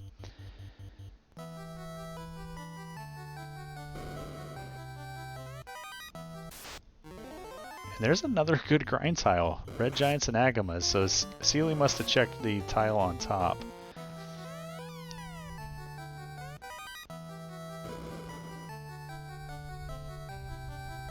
Yeah, you gave a lot of real nice things in the seed, but just made it take forever to get there. Yeah, the impossibly dumb routing is another specialty of my seeds. Where, like, from a new game plus perspective, you can make a very clear line through the seed, but when you're just have it all laying out in front of you, it's a whole lot of, oh, now I got to go here, and I got to do this, and now I got to go back to the place that I didn't want to do. Yeah, it's just, it can be frustrating. But that's what I like about the 1v1 format, especially with a draft like both of our runners here. It's you're experiencing the exact same thing as your opponent. You don't have to worry about what up to like 9 or 10 different people are doing. If this were a large group race, it's a whole different mindset. It's what is my opponent doing? Do they play the averages? Are they going to come in and do the statistically sound plays. Are they going to do the dumb marsh dive, the unrequired marsh dive that ends up being required? So it's a whole different bag of worms, and even with that tech hiccup, seelie's still in a very good position here. Yeah, absolutely.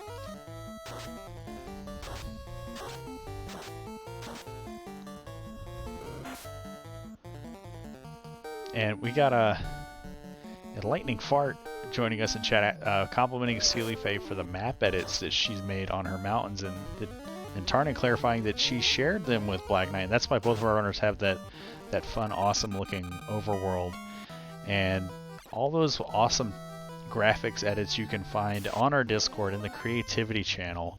That's where Seelie and Black Knight and a lot of other runners like to hang out and share their sprites. I think there was a newer community member named Stone Rhino was sharing some awesome sprites that he's been working on for monsters, and Space Drake has done a bunch of cool stuff. And it's a lot of good resources out there. A lot of our runners have custom sprites. Hypes Nova, another one of the creative types, he did my custom sprites, my eggs. He has a fun little boss package that he runs with the office things, like this Lich sprite is an Internet Explorer icon. He's the one with Clippy Chaos? Yeah, the Clippy Chaos, the Recycling Bin Carry. Yeah. The Angry Mouse Cursor for Tiamat. That's right, yeah. Yeah, those are good sprites. Yeah. And here comes Black Knight coming up on Kraken 1, gonna try to light his second orb and reclaim that orb lead over Seelie as she's now headed back. Gonna do some more resource. Yep. Oh, I like it. She remembered where the pro rings were. That's a heads up play. That's 8 extra absorb on all of your light warriors. Everyone can equip it. In addition to that absorb, you get resistance to the death element. That'll protect you against those squints. That'll protect you against those quad X's and toxics that you'll see. It's really good armor grab. And yeah, you can see she's got gold bracelets and pro rings on all of her mages and her thief.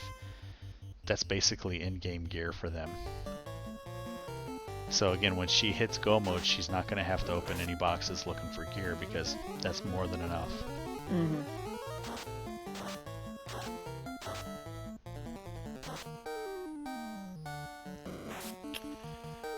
Yeah, you talked about earlier, mute from these sea trolls kills the magic items that Black Knight has been relying on, so he's gonna have to focus in with his thief, and luckily he's got red mage, thief, and fighter all well with swords, but yeah, a little bit longer. He does have the ribbon, it looks like, on the white mage, so that white mage is protected from that mute status, so his white mage Sarah is still going to be able to contribute with magic. But yeah, so the biggest difference between our runners now is the bottom marsh dive and Black Knight's full clear of the volcano. So now if Seelie gets this crown, gets her canoe, and immediately goes south to Ordeals, gets her tail, goes to marsh, gets her chime, and then checks that caravan, it's a 50-50 shot that that caravan has her required floater or required key or something that will lead to our maybe our second and third loose item. But this is going to blow the game open for Seelie here and let her start, and we'll see how much her early preparations in that Earth Cave and all those levels that she got on those 2 light warriors, how quickly she's going to start catching up to Black Knight. Because Black Knight's running out of places to go if he forgets to check that caravan, which we don't even know if it has the vendor item. We just know that it's either there or Gaia. Yeah. And with the way, I was going to say, with the way things are shaking out, it's not likely to be in Gaia because it's either that or we have like 2 loose items in Sky. Right. But you're going to say? Oh, no, I was just going to point out for anyone new watching. So in the upper left room in Marsh, there is a chest. But the room that Seelie just checked with the 2 chests, one of those is linked to the upper left room. One of those quirks of the randomizer that you kind of learn over time. But again, savvy play, just skip over that first room, save some steps, save an encounter or two. Yeah, and that's one of those things that it was present in the vanilla game too. And there's a lot of linked chests in Marsh. There's actually another box on this third row all the way to the right that is also linked to that top chest. And Black Knight, blink and you miss it, doesn't really have any issues with Crack in there, and lights his second orb. So seelie one box away from getting her crown. And he doesn't remember the caravan. And this boy. is potentially one of those crucible moments of, you know, if seelie Faye checks it. If seelie Faye checks it, and it's what she needs. Yeah. So that's gonna get her canoe. She'll have her canoe here in just maybe like a minute or two. She'll check this last box, get her mage stick, warp out of here. Make it over there pretty quickly and start getting her key items, and she needs to skip ice and volcano. That's going to be the play for her. If she does that, huge advantage to be able to make up time on Black Knight. Speaking of like the the linked chests, there's not a lot of places that they exist. I think Marsh is probably the only one where you're really able to take advantage of linked boxes. Right. Unless you're playing in like an entrance floor shuffle, and then you'll learn like not just the Marsh bottom is at least linked within itself. The Marsh top has two boxes that are linked to the Marsh middle floor where you pass through as you're headed to the Marsh bottom. And if you can envision the Marsh top layout, that top left room has a box that is linked to the Marsh middle room in the very far left, which is not something that a lot of people I've seen check or do when they're playing like an entrance 4 shuffle. And it's not often, but sometimes there's like a loose item there, or it could be loose progression. You think that you're just stuck because you haven't found the Marsh top floor, but you found the Marsh middle. And you can open that box, and that could be your loose progression. Then also in Marsh top in the bottom room, where there's two boxes, that left-hand box is linked to the middle two boxes in Marsh middle. Another one worth checking is the carry floor. I see people talking about it in chat sometimes. What about those boxes on carry's floor, other than the red D chest? Well, all of the other boxes, an X-Cal pickup for Black Knight here on First Floor Mirage. All those other boxes in the carry floor is linked to the very first box that you open on the Agama floor. Yeah. So, and I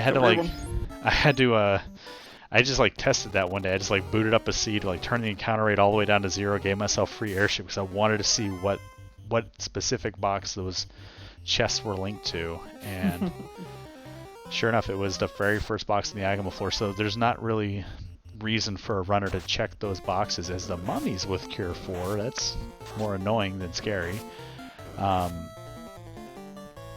You won't typically check that in a non-entrance floor shuffle because you'll check that box as you're coming through the Agama floor, and it's going to therefore empty out on the carry floor. Yeah. Other link chests, you've got the one in Ordeals, which you'll see sometimes people check, especially if they're running a black belt in these flags. They want to see if that one little in the teleporter maze room, when you get into the part of the teleporter maze, it has the 4 pillars. There's that room in the upper right hand corner of the map that no one ever goes into. There's one box in there. It is linked to the 4 on the bottom row, and there's loose TNT. Loose TNT there in the less than greater than room. But yeah, those two boxes linked in Ordeals. Again, you can typically skip it because it's just a mud gold trap tile in the vanilla game, but in this with the shuffled spike tiles with the B-sides, it could be anything. It could be fighters, it could be those 3 eyes, and if you find it, that's a huge advantage for you. Yeah. Because a lot of people are not going to check that. So. Yeah. All right, so we now have 2 of our 3 loose. We don't, and we're not. I don't fault Black Knight here for continuing the dive. Might as well do it while we're here. Yeah. But good chance that TNT turns into something. but it could turn into a Thor hammer. It could. And Disgusting, but true. And seelie gets her crystal, so we know that crystal will turn into... I believe that crystal turns into the slab. Yeah. So... Jonathan Yoshi pointing out TNT could be floater. Absolutely, but like Tarnin, I'm hoping in Thor hammer here. Because it's not necessarily that I want to see Black Knight struggle here. I just like our runners to have to overcome adversity. I want to see our runners struggle. I like when our runners overcome adversity. Mm-hmm. And what better adversity than a very stupidly loose floater? Like, what if that TNT turns into the key? And that floater is loose in TFC? We'll never find it. Unless, of course, the airship will be required. I can't even imagine. Yeah. And that's when I just remind our runners that we have another race to go to at 9 o'clock. But yeah, if a required floater loose in TFC would just be, that's almost like punishment for wanting to have fun in a game.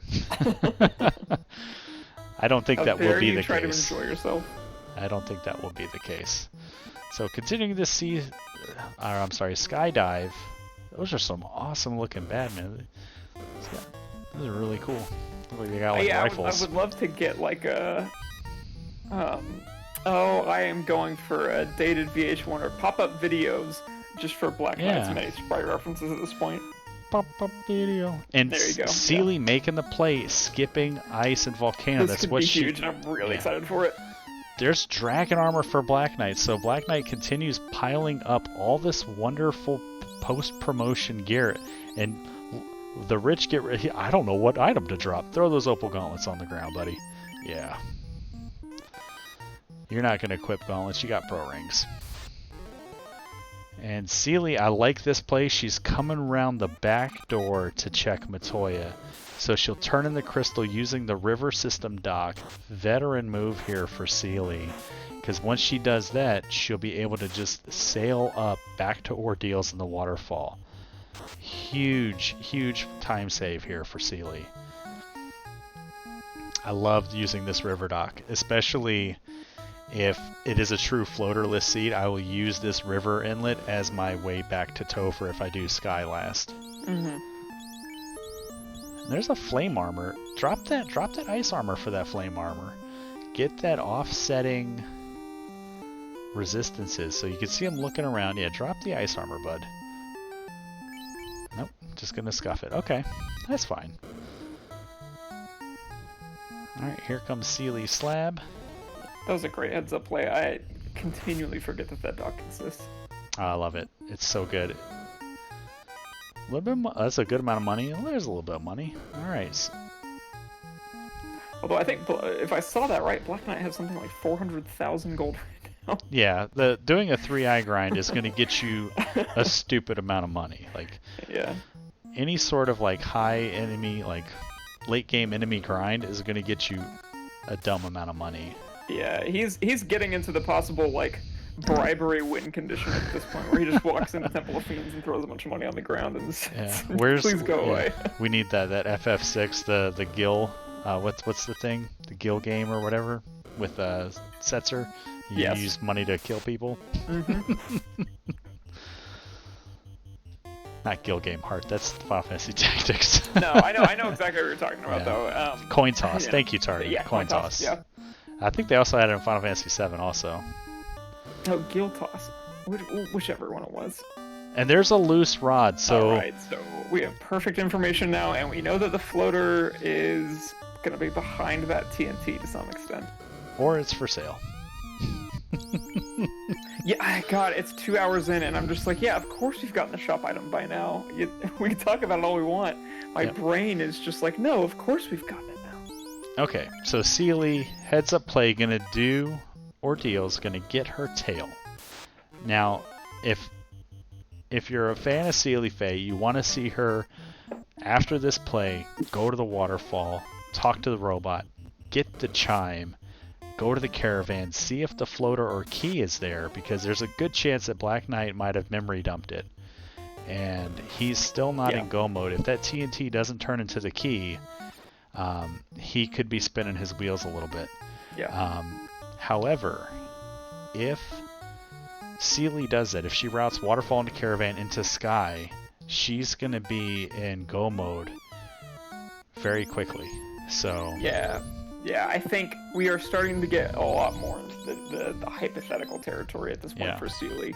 A lot of good odds-on plays that are just not paying out for Seelie in terms of what she needed to do, and it's I mean, Black Knight is getting potentially to snowball mode if he can make the right plays now. Yeah, if that, and Jonathan Yoshi pointing out in chat, if that TNT leads to key, Black Knight's in go mode and he can do this floaterless. Yeah. Absolutely. If Seelie goes to the Caravan and it's the floater, she's going to be able to promote. She'll have that advantage, so she will have better long-term. If Topher's scary, she'll be in a better position because she has the Masa, she has the Vorpal. There's not really a chance that Black Knight's going to open those boxes in Earth now, unless he's not super confident, like about maybe he thought there might be a Masa here in Sky, but it's going to be interesting thing. But you see Black Knight here on the teleporter floor, so if you want to see our robot friend, get those bless RNGs out in chat.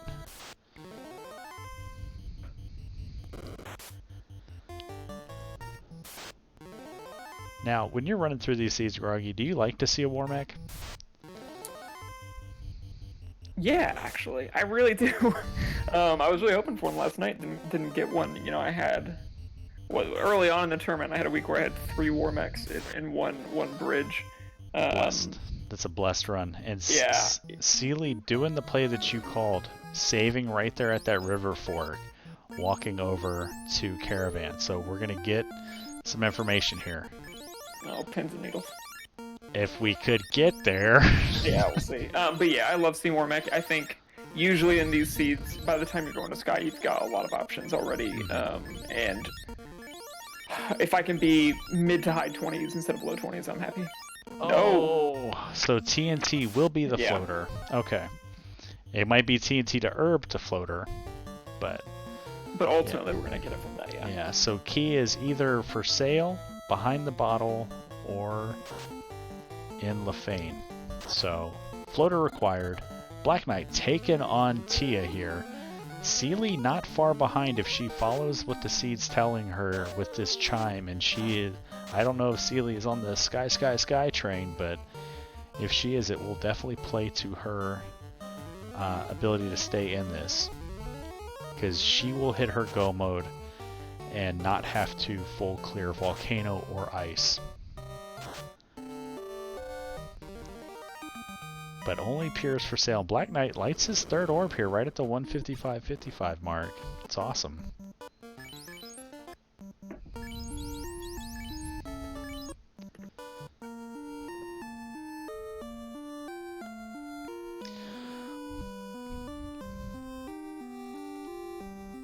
Alright, Black Knight, what you thinking about? Hopefully, at this point, trying to remember, like, what loose item have I forgotten, or what shop item have I forgotten? What do I have left to turn in? Probably gonna remember that TNT here soon. Could also, and I say this because I've been there, could be taking a bathroom break at the 2-hour mark. Yeah. And we got Jonathan Yoshi trying to head math his way through floater being loose. Unfortunately, we found all 3 loose now. We found the loose crown in Marsh Cave. We found the loose TNT on the first floor of Mirage, and we found the loose rod, I believe, on Sky 2. So those are our 3 loose items, all 3 of which were required, which is crazy. It's banana pants crazy. Like, it never happens that all 3 are required. So we know that the TNT has to be the floater. It might turn into the herb, then into the floater, but the end of that TNT turn-in will be the floater. We don't know where the key will be. It will either be behind the bottle or the slab, or if there is a herb between one of those 2 checks. But yeah, so no, I mean, it's learning loose and where the logic on how those can place out is not something that is easily learned, and luckily now on the randomizer website it'll actually tell you how many loose items there's going to be. That's a great feature. So in the old game, back in my day, when I started, there wasn't that option. Yeah, there wasn't. You just had to like look and just like do the math and figure it out. I was terrible at that. Yeah, I was just like, I'll just play it until I hit go mode. I'll just open boxes until I know I'm in go mode. Alright, Black Knight, weighing his options. He knows he needs to go turn in that TNT, so. And it's interesting, so I wonder... Obviously, we know he doesn't need the caravan at this point. It'll be interesting to see if he kind of like panics and remembers to go back there. Oh, so yeah. So the shop item has to be key or herb. Yeah, ain't Gaia. Yeah. Right, I forgot about the shop item. We've been here for 2 hours, Caleb. We both need to go take a long walk, have some coffee.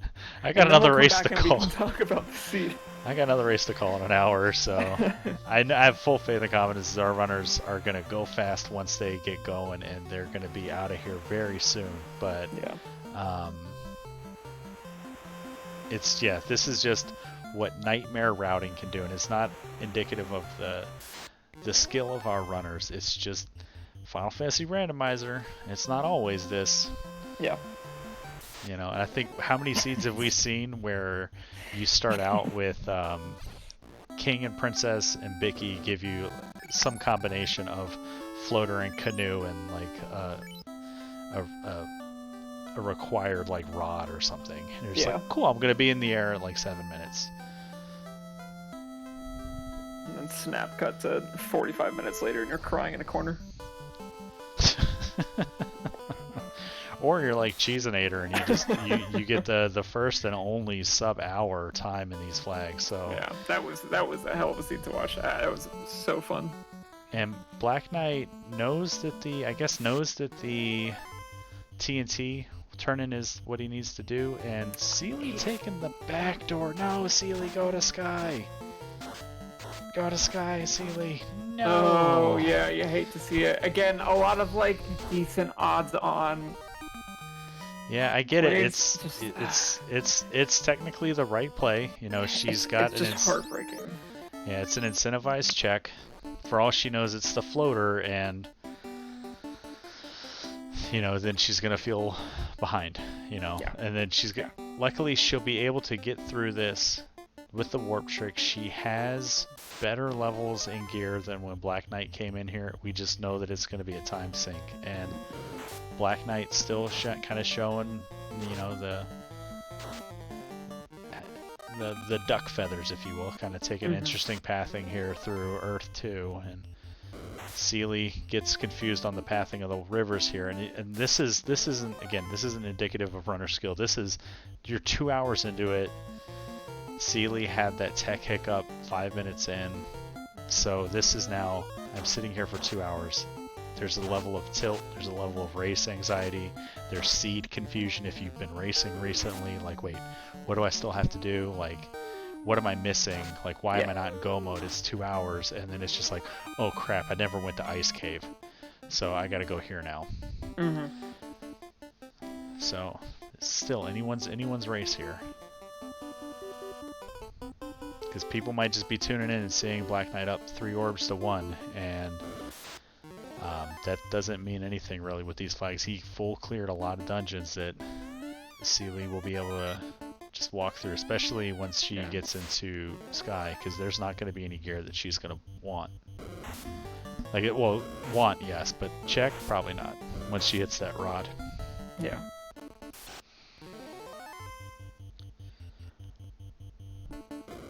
And Black Knight, I don't think...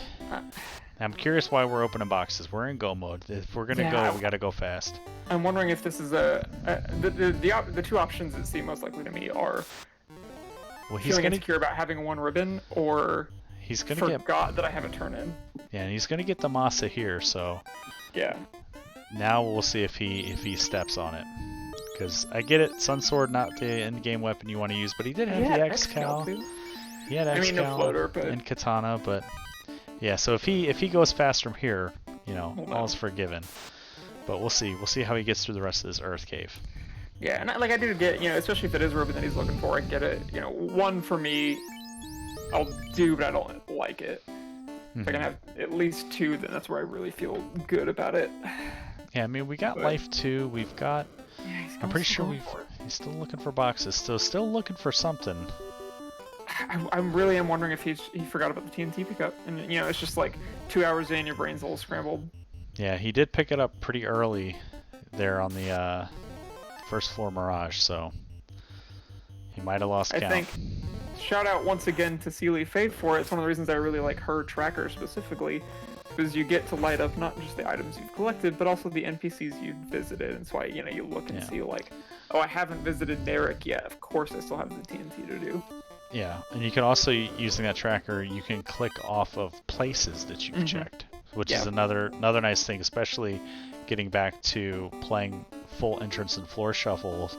It's huge. Yeah, and that was. She released that tracker right around the time of OSV, so, you know, perfect timing, that sort of thing. Uh-oh. So still opening boxes for Black Knight, even though he's only got 1 orb left to go, is going to keep Seelie in this. Because look at that, like, if he hits Topher and bounces hard off of it, she's going to come in and probably not have it as much trouble, although his levels are getting up there, and they're it's tough to say. You know, he's got the levels for it for sure. It would be really nice to have some of the promoted items, though. I definitely find it harder to believe that he's going to bounce really hard off of Topher at this point, though. Yeah, if anything, if he bounces off Topher, it might be like if it's a challenging Topher, and it's one of those ones where like you need to maybe you wipe on Chaos because he's got super high absorb and evasion, and you don't know how to overcome that utilizing the lock spells or the Vorpal sword, or it's got like a double nuke or something like that in the chamber. Like it might be that like a newer player trying to strategize for a very difficult fiend fight that, you know, even like veteran runners would kind of struggle with. So it's gonna be interesting, because then you never know. Like Seelie might come into Topher and not see anything nasty that Black Knight saw. Yeah. Shadow Walker says any fiend can have back-to-back nuke nuclear. You know, I don't think that happens. Never seen it. No. Oh, that's weird. I was watching this race last night with this guy Groggy Dog and Thunder. You know, it's funny. My brain last night just totally black for me. It's like I've blocked it out. Yeah, trauma does that to people. Trauma gonna trauma.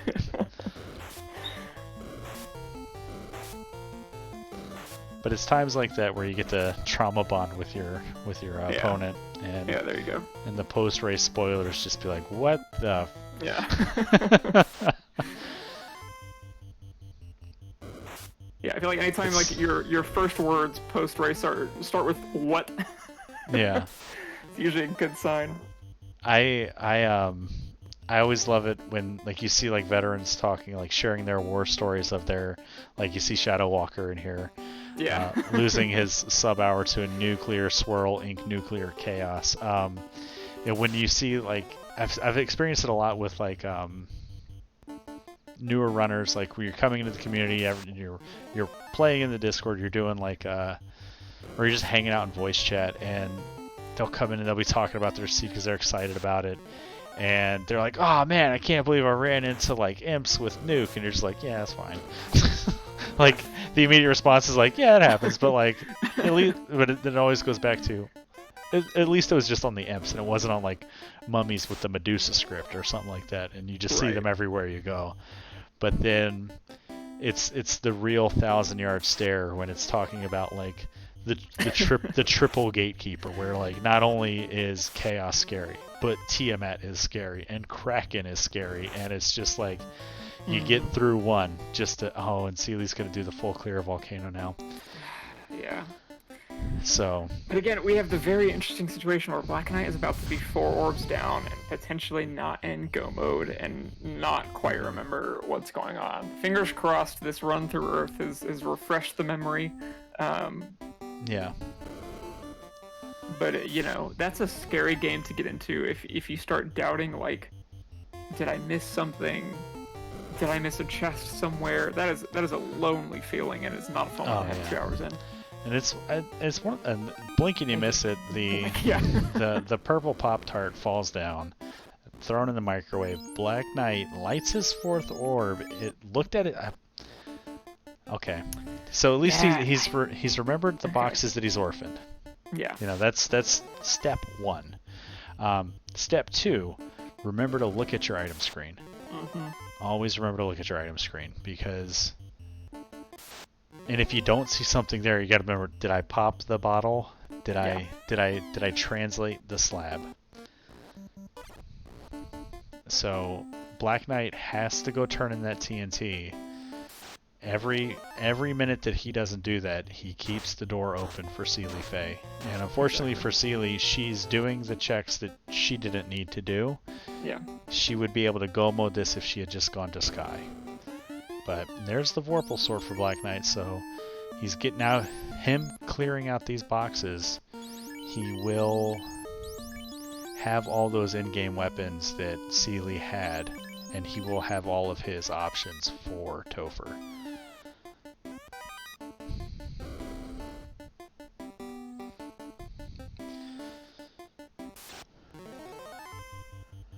Starting to feel awfully tense about this. Yeah, like it's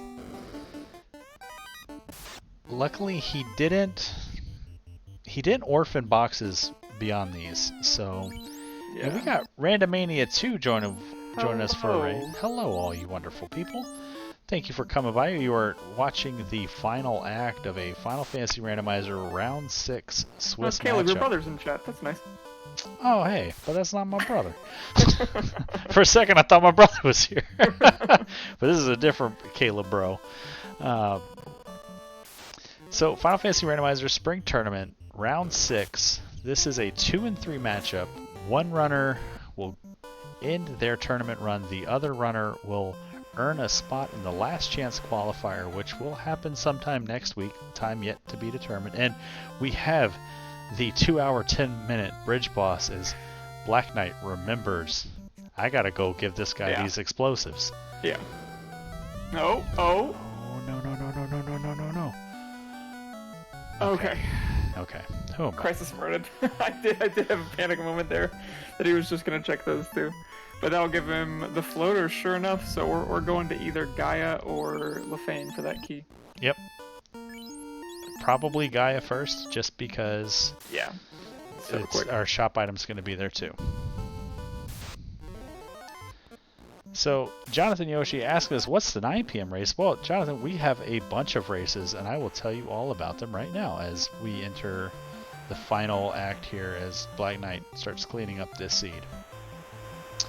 We have tonight at 8 o'clock, which just started on Speed Gaming 6, Karant taking on Magius in a low-stakes, high-fun matchup. Both runners 1 and 5. Their tournament is over for the most part, as they won't progress to the last chance qualifier, but they're going to close out the tournament, have some fun with that race. 9 o'clock tonight on SG4, Ale versus Salty Fry. I'll be calling that one with Danny383. Then right here on Randomania 1 at 9 o'clock, you will see Much Paranoia, or It's a Starman, taking on Demon Frog, who's hanging out in chat with us. Mm-hmm. We'll have Celerio Rex and Dangwu on comms for that one. Then also at 9 o'clock, if you're interested on RPG Limit Break, Silverfire taking on Lord Fizzlebeef in a Battle of the Admins. There's going to be a 3-person broadcast there with Wappy, Edgeworth, and Dimmerine calling comms for that. At 10 o'clock on Randomania 4, there's the Solo Woke Show if you're into that kind of action. Kyu Kitsuki taking on X-Russian Bishop. Both of those in the very same situation here as Seelie Faye and Black Knight. Both 2 and 3 looking to get in that last chance qualifier. Yeah. So Caleb, what are the next 3 weeks 3-4 weeks the randomizer tournament will look like for us. I still got races tonight because we got a lot of races tonight.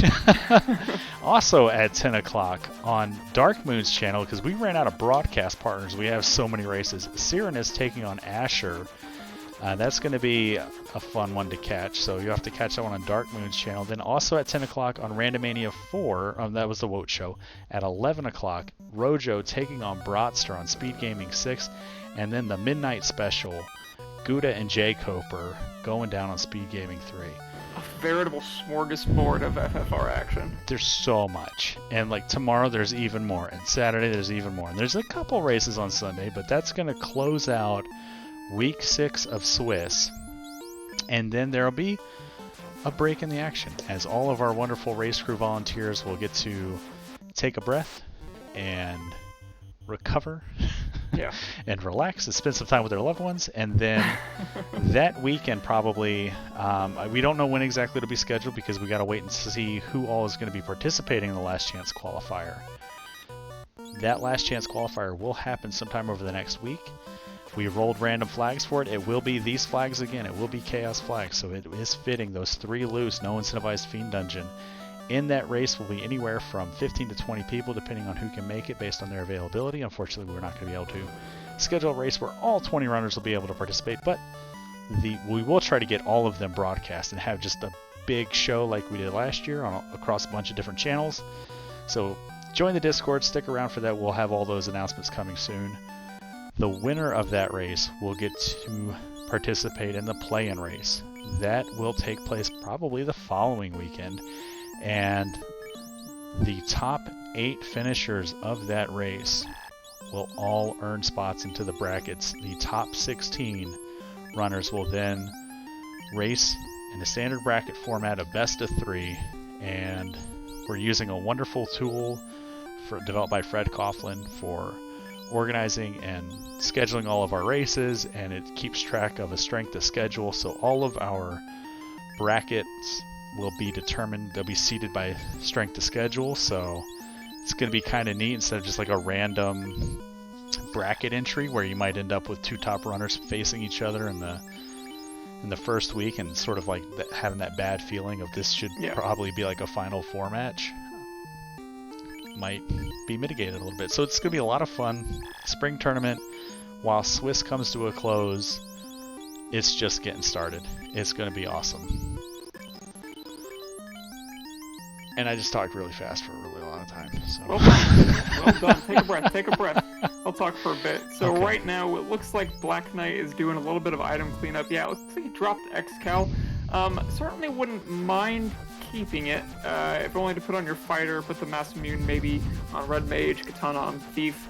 I get it, it may not feel necessary.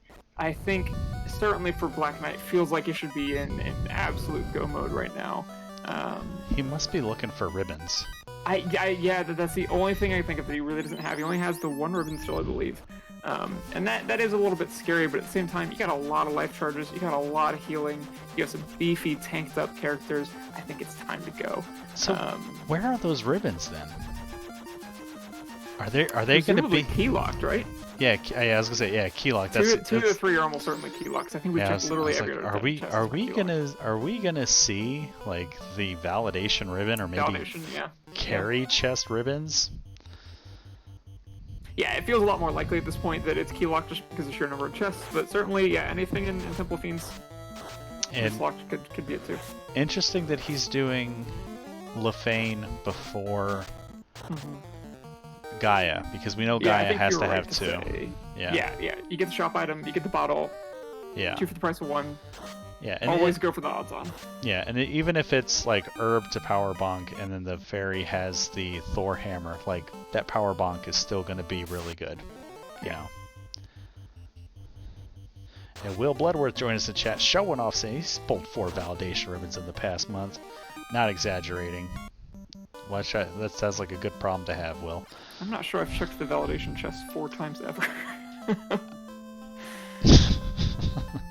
I've pulled Masa out of the validation checks like once, but there's reset, please, Black Knight, reset. They're gonna check level 8 magic. Yeah. Sure. I mean, good for remembering it. You know, Yeah. I definitely, I almost always skip it. Hey, and there's some value. So I guess that's worth a walk down here. I don't see how many spell charge. We got one shot of fade. It can't be many, yeah.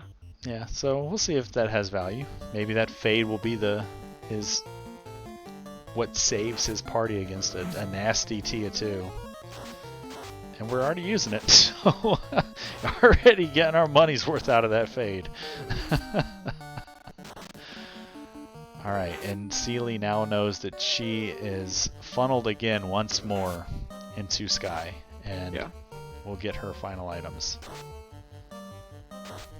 Seelie doing a really good job of knowing the overworld map, and again, not making the right calls, unfortunately. Making good calls, just not the right ones for this seed. Yeah. But making great use of some atypical ducks. Seelie clearly coming in with the deep knowledge of the game.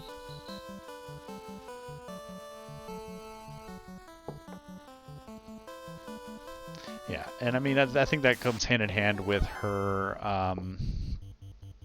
knowledge of just like how she manipulates the overworld edits and stuff like that, you know. And like we talked about at the beginning of the race, she's been around this community for a long time. Yeah. You know, a wealth of knowledge. And she'll admit it that she's not typically a racer either, so you know, and to come into this tournament and to take 2 wins and not be like a dyed-in-the-wool racer is something that speaks to... And here we have Black Knight potentially forgetting the already used the bottle. Oh no. That was a long time ago. That was about 3 weeks ago, I believe. Oh no. He still hasn't checked Caravan. We obviously know that's not where he needs to go. Maybe. Okay. Alright, good. Okay, running through everything in his mind, he remembers. We'll see. There are 2 checks to be made here. One could still very much be the wrong check. Could have picked up Saber there on the red wizard. Mutant Amy, that's kind of a fun spell pairing. Okay. Don't let him touch. Alright. Again, I get the Black Knight wants the full thing. I think, especially in a game like this, just gotta hoof it. Yeah. And Sleep Stop Fire 2, nothing doing here. Level 8 magic. Could have picked up X-Fur. Not sure Chaos is quite as scary with the tournament flags right now. And there it is, Herb for 58k. Please, okay, cool. He is gonna go check the fairy. Okay, good. Because if that Herb turns to Power Bonk and he forgets that he popped that bottle. Yeah. You did. Please go right. Please turn right. Okay. maybe making notes for himself. Yeah, maybe. Okay. Alright. Sure enough, yeah. Is our go mode at 2 hours, 20 minutes, Black Knight, ready to go. You gotta stop at Elfland just to get that power bonk at this point. Why not? Complete the set.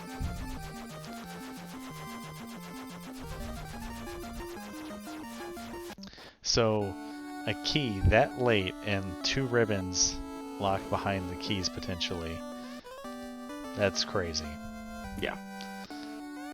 I wonder if if he does any like Topher locked boxes. You know, nothing would surprise me at this point. You might as well go for clearing every box in the game at this point. Yeah. Alright, Seelie coming up on our TNT. There we go. Alright. So, Black Knight, did we buy any spells for our Knight or Ninja? Not that I can recall. Might happen now. Yeah, so we're gonna do a little admin work here. Pick up some. Get the nuke on that Ninja. Maybe just buying some heal pots.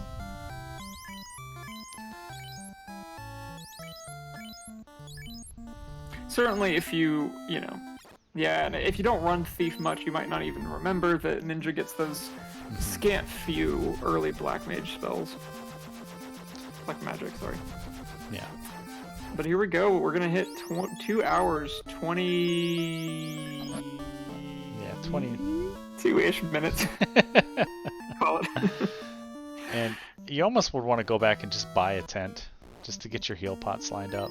Yeah. Oh, there we go. There we go.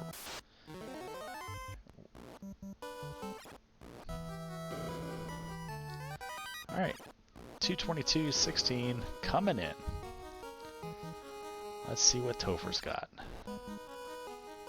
Definitely hoping that at this point, you know, it just doesn't take any fights, just get in, get out. There's those cool Badman sprites. Now, if seelie goes right side, well, she's gonna full clear Sky 1. We see that we didn't buy anything on our ninja. Our fighter doesn't even have spell charges yet, so gonna want that one shot of nuke. I don't hate it, you know. It's not too terrible of a time sink here. Yeah, there we go. Just in case.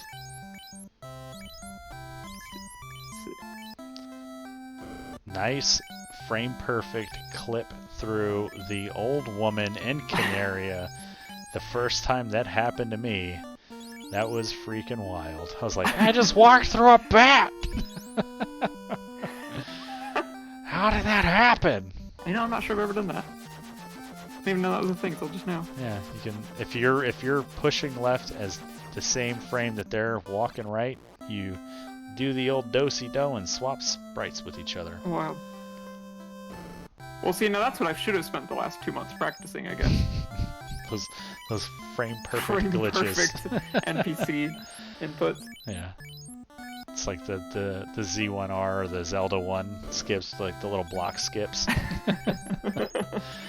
You can see me clip through the loot block. Yeah, I mean, well, listen, as soon as the spring tournament is done, I'm gonna go give that PSP any % run a try, and I guarantee you, I do not remember. No, I do not remember how to do the equipment glitch at all. And seelie going with Cece's Gambit, gonna skip Sky 2 and do Sky 3.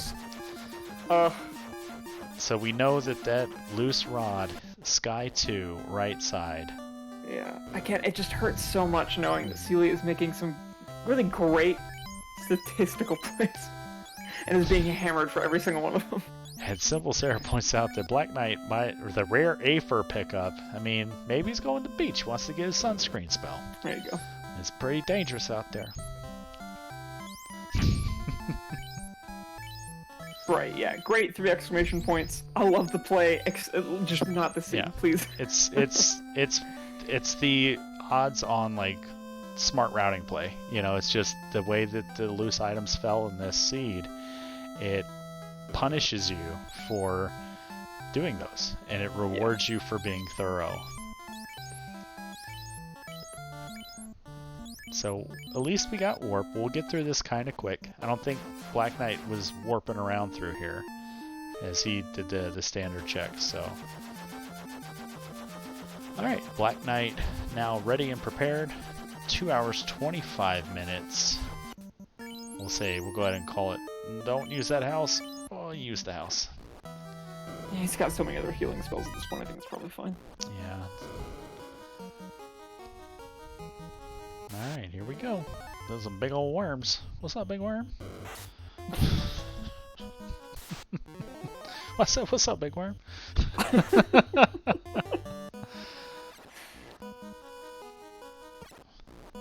I would love it if somebody changed their worm sprites to perm. It'd be, what's up, big worm? What's up, big perm? I love the special places your mind goes after 2.5 hours. It's a real treat. Here I was thinking Slurms Mackenzie. Is Danny still in chat? I'm doing comms with Danny in half an hour. Danny, get that room ready. Roll that seat for her. Oh, we got Warmech! Oh, Warmech. The cherry on top of this just absolute garbage seed. I mean, this and this zap. Strong with the zap. I luckily only takes out one, but... Alright, but hey, we're gonna get more levels because gonna temper the corpse. Everybody loves levels. It's like the sitcom spinoff to Everybody Loves Raymond. And we get a Bane, so getting good information here. A Bane and a Zap out of the pool. Yeah. 2 of the scarier spells to see if you don't have a lot of ribbons or elemental protection. Alright, and Black Knight very quickly made his way, I saved before the Dragon Warrior crossover encounter. Very quickly made his way to Lich 2. Let's see if we see some nasty stuff or if we're going to get a Paper Lich. Again, huge levels right now. A lot of magic, a lot of really great items. theoretically, this Topher should be not so bad for Black Knight. And sure enough, what, did the Lich have like 200 HP?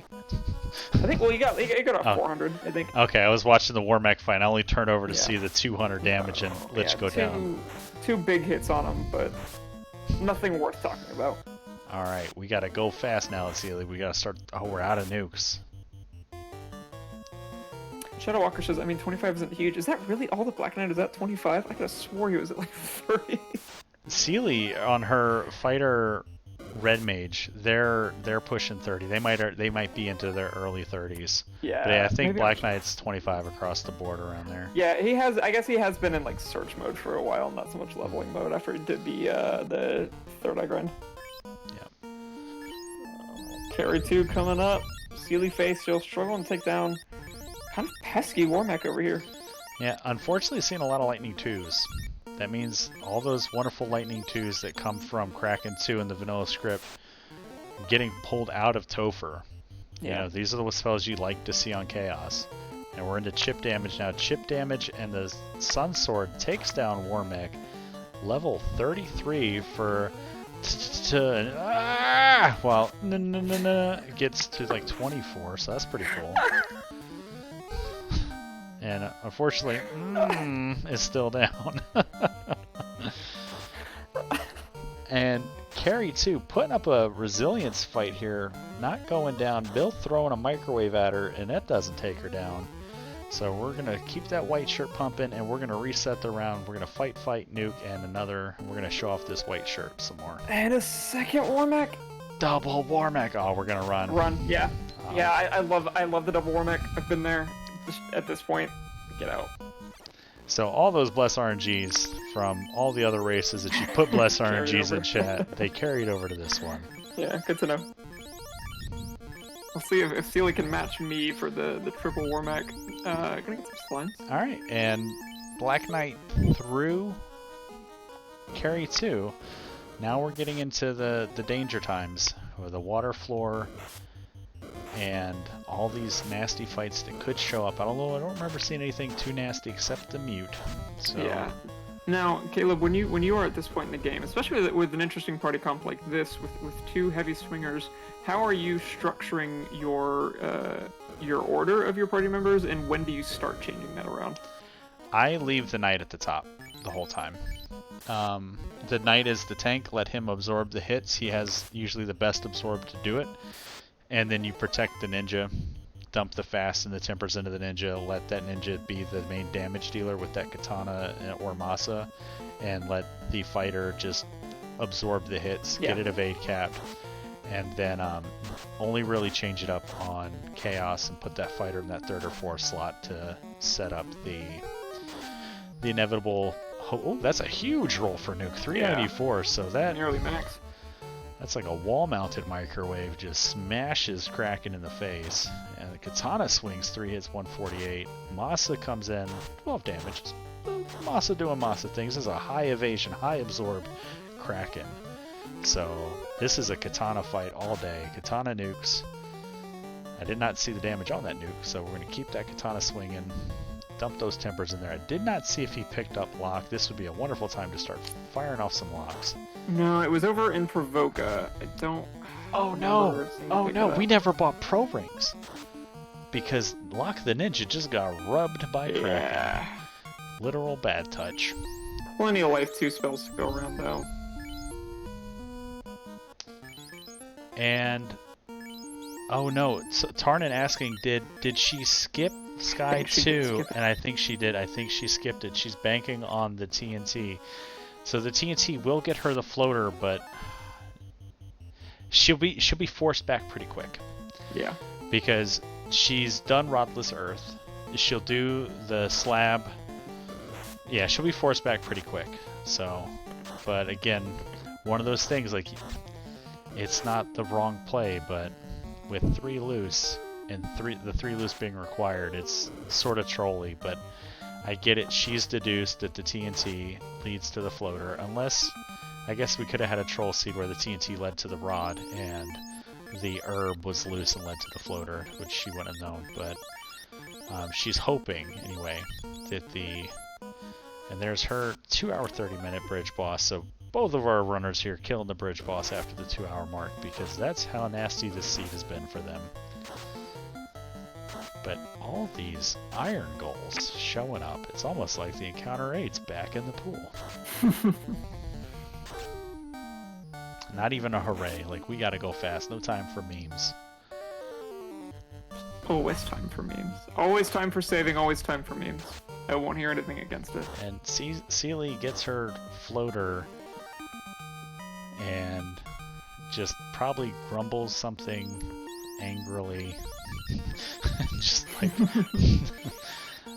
this is the first time... I don't know if this is the first time I've rolled a seed for either of these runners. It's probably not. I've rolled a lot of seeds this tournament. So here comes Tia 2. We're going to fight. We're going to Bane. 6% chance I'll make it. Temper. Yeah, Shadow Walker, I agree with you in chat. Tia 2 or Chaos are very nasty. There's still a chance for Faye in this.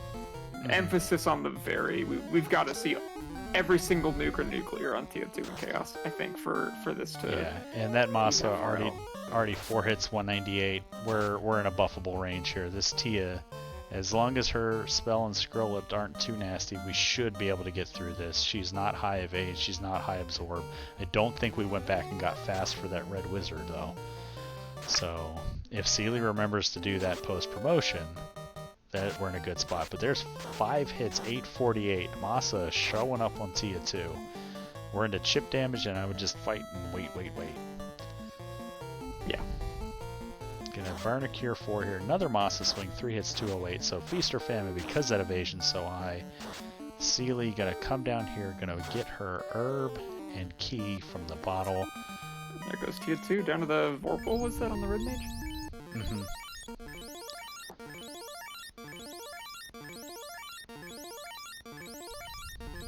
Alright, go ahead and get those Bless RNG in chat for Chaos Fight for Black Knight. We're just about to get there. Thank you for clarifying Simple Sarah and Shadow Walker. I knew one of them was 6% on Tiamat. It is Brack that is a 6% chance on Tia 2. Bane, 3 and 256. Really that. Yeah, that deep knowledge of the game. Yeah, or that 1% chance. And here comes Black Knight pulling Chaos. That's a cool palette swap there. And we're just gonna go all offense. Alright. So opens up immediately with a zap. That's a problem. We've only got the one ribbon. Wait, Black Knight might have 2. I don't remember. But there's a white shirt coming out, tempering up. We lost the ninja, so we gotta see how much damage we're gonna be doing here with this Masa. Yeah, and that first Masa swing was only 20 damage, so that's not a promising start. No, that's not good. Another Masa swing, 2 hits 60, so we only have one more temper, so we gotta start thinking about it. Yeah, we gotta start thinking about evasion. Power Bonk was on Thief, wasn't it? Probably. 2 hits 154, lightning 2, so we lucked out and there's still a lightning. Seelie translating her slab. She's almost got a 6 hit on that Masa. One more level on her fighter, and she'll be at the level 45 or level 35 with that 6 hit. You just really gotta hope Chaos isn't packing a couple nukes right now. Yeah, a double nuclear, even a high roll nuke will take out those mages. Sit under 400. And Seelie, here comes the bad news. Happy birthday. Here's your power gauntlet.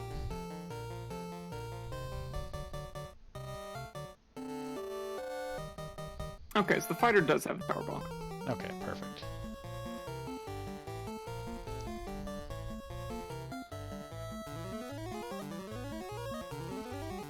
Got a heal 3 coming out, just topping up the HP. Nothing too down right now. Another lit 2 from Chaos. Nothing too terrible so far. That's a big knock on wood, but not punching for much. Throwing out some lit 2s. Alright. Still plenty of possible bad spells in there. Oh, there's Secure 4. Yeah, that's one of the ones that you don't want to see. Sorry, Black Knight. Start over, hit that refresh button, and keep going. You can't stop. I like the Fog 2 stretch. You don't see a lot of runners play with it. Fog 2, the argument typically being, if you get evasion capped, it doesn't matter what your absorb is, because he can't hit you. However, evasion doesn't care for crits, so if Chaos gets in, there's a nuke, so everybody's up. but absorb will mitigate damage from crits. So yeah, and Fighter's doing a good amount of damage. It's gonna be close. I think he's in good shape, but we still got 5 Cure 4s in the tank, so as long as Sarah the White Mage or White Wizard stays up, we're gonna be okay.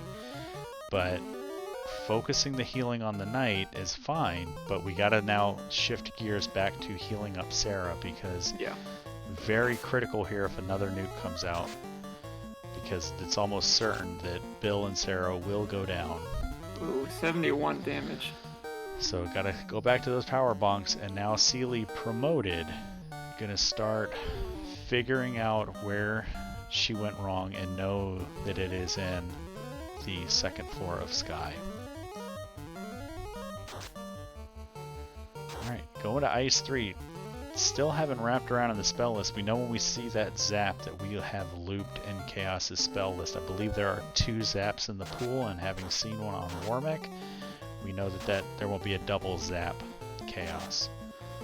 I think that's the Ice Sword that Bill is swinging. And without Lock here, dealing with this high evasion, Chaos is going to be a problem. Yeah, this is gonna have to be just A to win. At some point, you're gonna run out of spell charges pretty quick, and just gotta hope that nuke doesn't circle around and get you to bad time. Oh no! Oh no! No! The Knight zapped. Good God. So now, what do? Do you reset here? Does he have any fast charges left? I mean, I think he. Switching. I think you're so deep, you just try and chip damage it to the end. You can't reset this far in.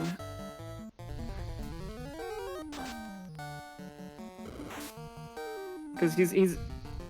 Oh, and he does. He's not going to try and do the chip damage. Yeah, and Siren is pointing out in chat, the Cure 4, it's just a matter of time. You're not going to chip damage him down. Unless, he was within, and Seelie now has the knowledge that she's got to go back to Sky. Yeah. Heart breaks for both of these runners. This is a Caleb seed, to be sure. Caleb, who needs to commentate a 9 o'clock race, did this to himself, and don't let him tell you otherwise. And I can't go to do the other race, so I just PM Danny, like, hey, Danny, you good to start that race on your own? Because I'm restreaming this. So. We're having fun. I'm going to stick with this through the end. I will let them know we do have a race coming up at 9 o'clock, so hopefully one of our runners finishes in the next 20 minutes. I imagine that they will.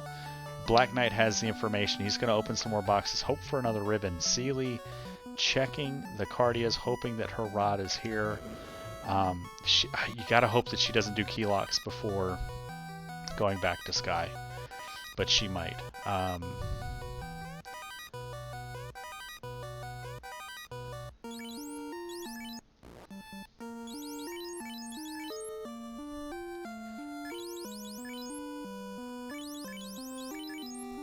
Alright, Seelie, go to Sky. Go to Sky.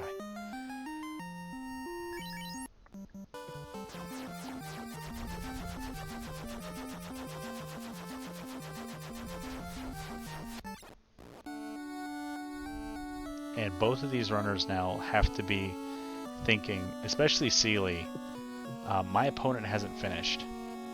Yeah. Topher must be scary. Yeah. And Black Knight might... I mean, there was talk in the SRL room, so he knows that Seelie... If his SRL room is open, I know some runners minimize it while they're racing. He may know that she had some tech issues early on, so if he felt ahead, he's got to start, maybe questioning that. Black Knight safe? Oh, you're checking... Black Knight checking more chests? I think at this point you find a grind and commit to it, or you just go again. I think... Given the levels he has right now, he could probably make another stab at this and just get less unlucky. Yeah, this or is what... move the ribbon to the fighter, Yeah, this is what I was talking about, where if Black Knight, newer racer in the community, comes up against something would be challenging even for a veteran runner, how does he react to it? And what does he do to overcome that adversity? And right now, we see him sort of that indecisiveness that we saw earlier in the game from the new player perspective. Yeah. Allowing seelie to catch back up. So. Yeah. Cyrenus asking, did the fighter not have a ribbon? I don't think so. I believe he only has the one ribbon, and I believe he didn't change it off of as a white mage where it was for the rest of Topher. Definitely possible that I mistook that, but I believe he just had the one and didn't move it over.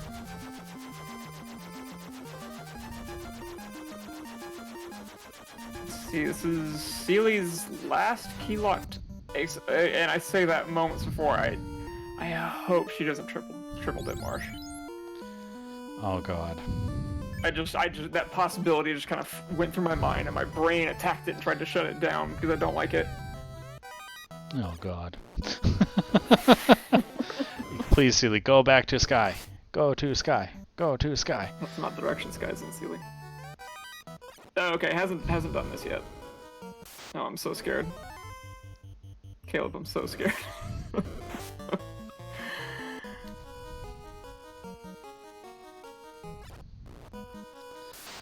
Uh-oh. Alright. Dwight Desitel in the chat saying, 2 hours and 42 minutes, this seed must have been awesome, and I definitely suppose that depends on your definition of awesome. I imagine you and Caleb would get along just fine. Hey Dwight, good to see you. I rolled a doozy for us tonight. A lot of awkward routing, uncomfortable, and there's a validation ribbon! There it is. Will Bloodworth called it. Will, you still here? Yeah, who knows? I think, yeah, I mean, Black Knight, I'd just go. Go. Maybe exit out and save first, but yeah, maybe not. You're not that far off the beaten path. Alright, I'm off the hook. Darren Dry is going to cover me for the beginning. Okay. Thank you, Darren Dries. Also a great duck in the community. Hey, Corito's joining us in chat. Corito, I wonder why you're here in chat with us. Alright. Oh no, the triple dip of March. So, unfortunately, and this is something that when you orphan boxes, you don't often want to go back to the boxes that you orphaned where, like, I got the key, so now I have all these new boxes that I couldn't have orphaned before to open. So it's one of those things, it's the right play. You know? I think except when it's not. Too. I think it feels a lot more manageable in a 2-loose seed, one of the early elemental fiends. But I think it's a good mindset to have in these triple loose to just check everything and just suck up the time loss and just check everything because it's always going to be the one you don't check. Yeah, because in all honesty, like climbing sky again feels terrible if you're Seelie. So, but she's got nowhere else to go. But here we go, Lich 2. Nothing scary. We're gonna throw a harm 3 at him. Masa swings 5 hits 314. Yeah. Easy peasy. Yeah. Chaos Lich no problem. We know carries no problem. Kraken no problem, but not too scary. Moving the swords around. Okay, there's an adjustment. I like that. I like that Black Knight is making adjustments. Yeah. Not just gonna throw himself against the wall another time. Yeah, because again, clearly, like, the levels are fine. It is not a defense or health issue. It is just making sure we get the right items and the right people. Looks like that third ribbon was down there in martial art. I think that's what cute head is for Seelie Faye. Yes. So, okay, so it's not the worst thing that could have happened here. Did she walk away from it? No, she's got to. She's got to. Yeah. She just didn't equip it right away. Alright, carry 2. Take 2. Here we go. Time to dance and damage. 5 hits, 190. We're going all offense here. We're going to power bonk up that Vorpal on the Knight. 4 hits, 161 from the Masa. On the Red Mage, white shirt coming out. We're going to swing, swing, swing, and heal 3. I like the heal 3. One of my favorite healing spells in the game. 5 hits, 67 damage. Katana not doing much. 4 hits, 163 from the Vorpal. 4 hits, 104, and stun. So here comes seelie. Just, I'm kind of glad that we're gonna have to, like, whenever we finish this, that and there's a nuke from Carrie. Wow. Oh. And it high rolls everyone. Oh my goodness. So Caleb, what have you done? I gotta go. I mean, you know, somebody tell Dangwoo he's restreaming the next race. I've never thought that, like... Hey, we're through. We're through. FF1 could, thank goodness. I've never thought that the FF1 map men could have, like, emotions, but if I've ever seen a sprite trudge through that desert before, it was just now. I mean, we're good. We're through. We have the tools. We have the technology. We can pick our party back up and overcome. And if you're Black Knight, though, you can't wipe out on this dive because seelie will catch up. Yeah. She's gonna get her rod, warp the F out of here, get to Earth Cave, just blow through it. And she may check a validation check and get her third ribbon, but she's going to be coming in. Her levels are better. She's checking. She remember the boxes she orphaned, the Vanilla Bane sword box here. And then it's just a matter of how she routes her check on Sky 1, because we know it's in the middle room on the right side of Sky 2.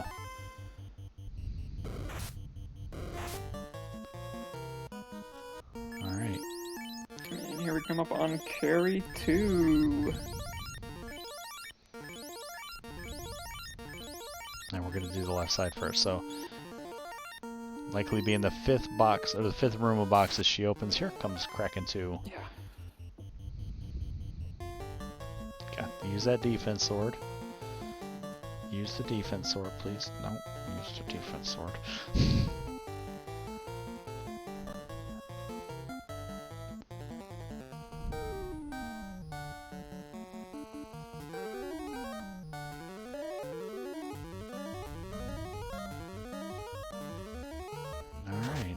Swing from the... There's a tornado. Non-elemental damage rolls high through Black Knight's party. This is a problem. We're now seeing stuff that we didn't see before. And you can see the hesitation in his preparation strategy here as he's like, I didn't see this before. Oh crap. I'm within nuke range. What if he has nuclear after that tornado? And there's another temper. And there's 4 hits for 190. We're lucky that there was no crits in there, or that fighter could be on a knee. And we're going with the Brack, so... And it broke it into pieces! Oh, wow. Ooh, alright. Alright, Black Knight, it's time for your hero run. You got the juice you need now. Yeah, you just got the RNG. Let's go. 6.5% chance to hit, and he dunks on Kraken. And here we go. It's time. He's got to go now. Seelie got her rod and probably muttered another expletive cursing my name. But we got exit. We got 25 houses. Go mode acquired for seelie. Still going to take this sandworm because, hey, XP's XP and who doesn't like sandwiches? Alright. Black Knight, Tia 2. This was a problem. We're gonna stick to the power bonks. Did he go? He has one shot of lock 2 on that ninja. He did not buy it on the red wizard. That is an oversight on his preparation. He should have bought that when he left. And we're gonna stick with the 3 and 256 strats with the Bane. White shirts rolling through. 40 evasion added to all of our light warriors. Another power gauntlet. And we're gonna fight. And we're going to temper, and we're going to abandon the white shirt strategies. Nope. Going to embrace them again. Cool. Seelie on her horse, already onto the second floor of Earth Cave. White shirt rolls through another 40 evasion. We're getting there. And it's going to Stick to the Bane on the Red Wizard. Want to save the nukes and the tempers for Tia. Or I'm sorry, for Chaos. There's halfway to evasion cap. Another 40 evasion stacked on top of our Light Warriors. 2 hits, 327. Getting reasonable damage in, but not a lot of hits. So high evasion, low absorb. And Cure 4, pick and build back up. Vorpal comes out. 2 hits, 414. That was 2 crits. Vorpal showing its value. Katana showing its value. All those high crit chances breaking through this Tia absorb. Yeah, darn it. And there we go. So we're through Tia 2. We got all of our Light Warriors. We have more resources now. Yeah, put the ribbon on the dang fighter. Please. Please. Please always put the ribbon on. If you're watching this and you have a ribbon and you make it to Chaos, always, always, always, always put the ribbon on your main melee damage dealer. Yeah, whatever you're losing in absorb, it's so worth it. Yeah. A thousand times over. And we don't even adjust the party. He does have a ribbon on that knight. Yeah. But we keep the knight in the top slot. We're going to temper the ninja. We don't temper the ninja, temper the knight. We know that first turn zap's going to wipe out that ninja. Yeah. So white shirts, double tempers. There's our zap. And everyone resisted. Everyone resisted. So huge break there for Black Knight. Yeah. Getting another round out of that ninja, or several more rounds out of that ninja. Transfer with the important point. Red mages do look very good in ribbons. Can't overlook that. And he gets the 1 lock too. That will melt off 20 evasion. So pretty good. Alright. Power bonk. And there's a big hit and Chaos will poison damage, so we gotta maybe rethink our strategies here with getting our evasion up. But Cure 4 going to remove that poison effect as well as cure that knight up to full. And seelie already through the Earth Cave. So if Black Knight wipes out here, seelie on his behind, like she's coming. Yeah, absolutely. And I really like Cyrenus's point in chat. We know Cure 4 is coming. Not a bad idea to just prep for that. She's going back for fast. So this is something that we did not see on Black Knight's side. Grabbing fast, that will help fast, doubling the amount of physical attacks that your Light Warriors are doing at melee damage. And 3 hits, 576. 576 may not need it. We're breaking through, but Cure 4 is coming. And there's another lightning too, so we gotta just all in. I would throw everything, the kitchen sink right now. Nukes, swings, everything. Here's another hit from the Vorpal. 2 hits, 397, and there it is. There it is. Oh. Okay, all well, right. how much health is the Cure 4 restore on Chaos? All of it. It does it all. Yeah. So switching to Fog 2s. All right. Vorpal is already missing, so not having lock more than that 1 lock charge means that when that Vorpal hits, it will hit hard. When it hits, that evasion gonna undo it though. Vorpal for 3 hits, 205. We got 1 more temper. The good news is we temper that Vorpal, it's gonna explode. Mm-hmm. If you slow down, this bus will explode. There's my speed reference. Another hit from the Vorpal, just 1 hit for 267 on a single crit. So we're gonna fight, and doing the Bane. Why not? Lean into it, bud. Another hit, 2 hits, 586. Bane rolling in, ineffective. Another punch there, 119. We're still not at evasion cap. Chaos still punching kind of hard. White shirt, katana. Fight, and use that invis too. Cure 4 coming out, and there's another swing from the Vorpal. 3 at 650, terminated. There it is. Black Knight takes it down. Official time 2 hour 56 minutes 51 seconds. GG's Black Knight moves on to 3-3. Will get his spot in the last chance qualifier. I'm going to encourage everyone to go watch Seelie Faye in her race. we have another race starting in 2 minutes on this network, so I'm going to cut the broadcast. I will actually send us over to raid her, so I Yeah, can good do idea. that. I can do that. So we won't get a chance to talk to Black Knight because of the race starting, but yeah, get those GGs and shout. Go make sure you follow our runners. Groggy Dog, bring us home. I'm going to do some stuff on the back end. I'd be happy to. Thank you all again so much. This was an absolute slog of a seed, but it was a real joy to do it with you all. Thank you to the Randomania family. They have been extremely good to us for the last very long time, but especially the last 5 weeks and going into all this. We are indebted to all of you. Thank you to my partner Caleb, who has worked his butt off for this tournament and is just doing it more and more and more. Congratulations to Black Knight, GG to seelie Faye. Props to sticking it through with the tech issues at the start and just really hanging through in the seed. Like we said, we're gonna go give her a raid, follow her, follow Black Knight. So sorry to see it cut just short of the Topher, but it has been an absolute joy to do the last 3 hours with you all. So thank you, and on behalf of myself and behalf of Caleb, have a great night. There's a lot more FFR action ahead of you. Enjoy yourselves.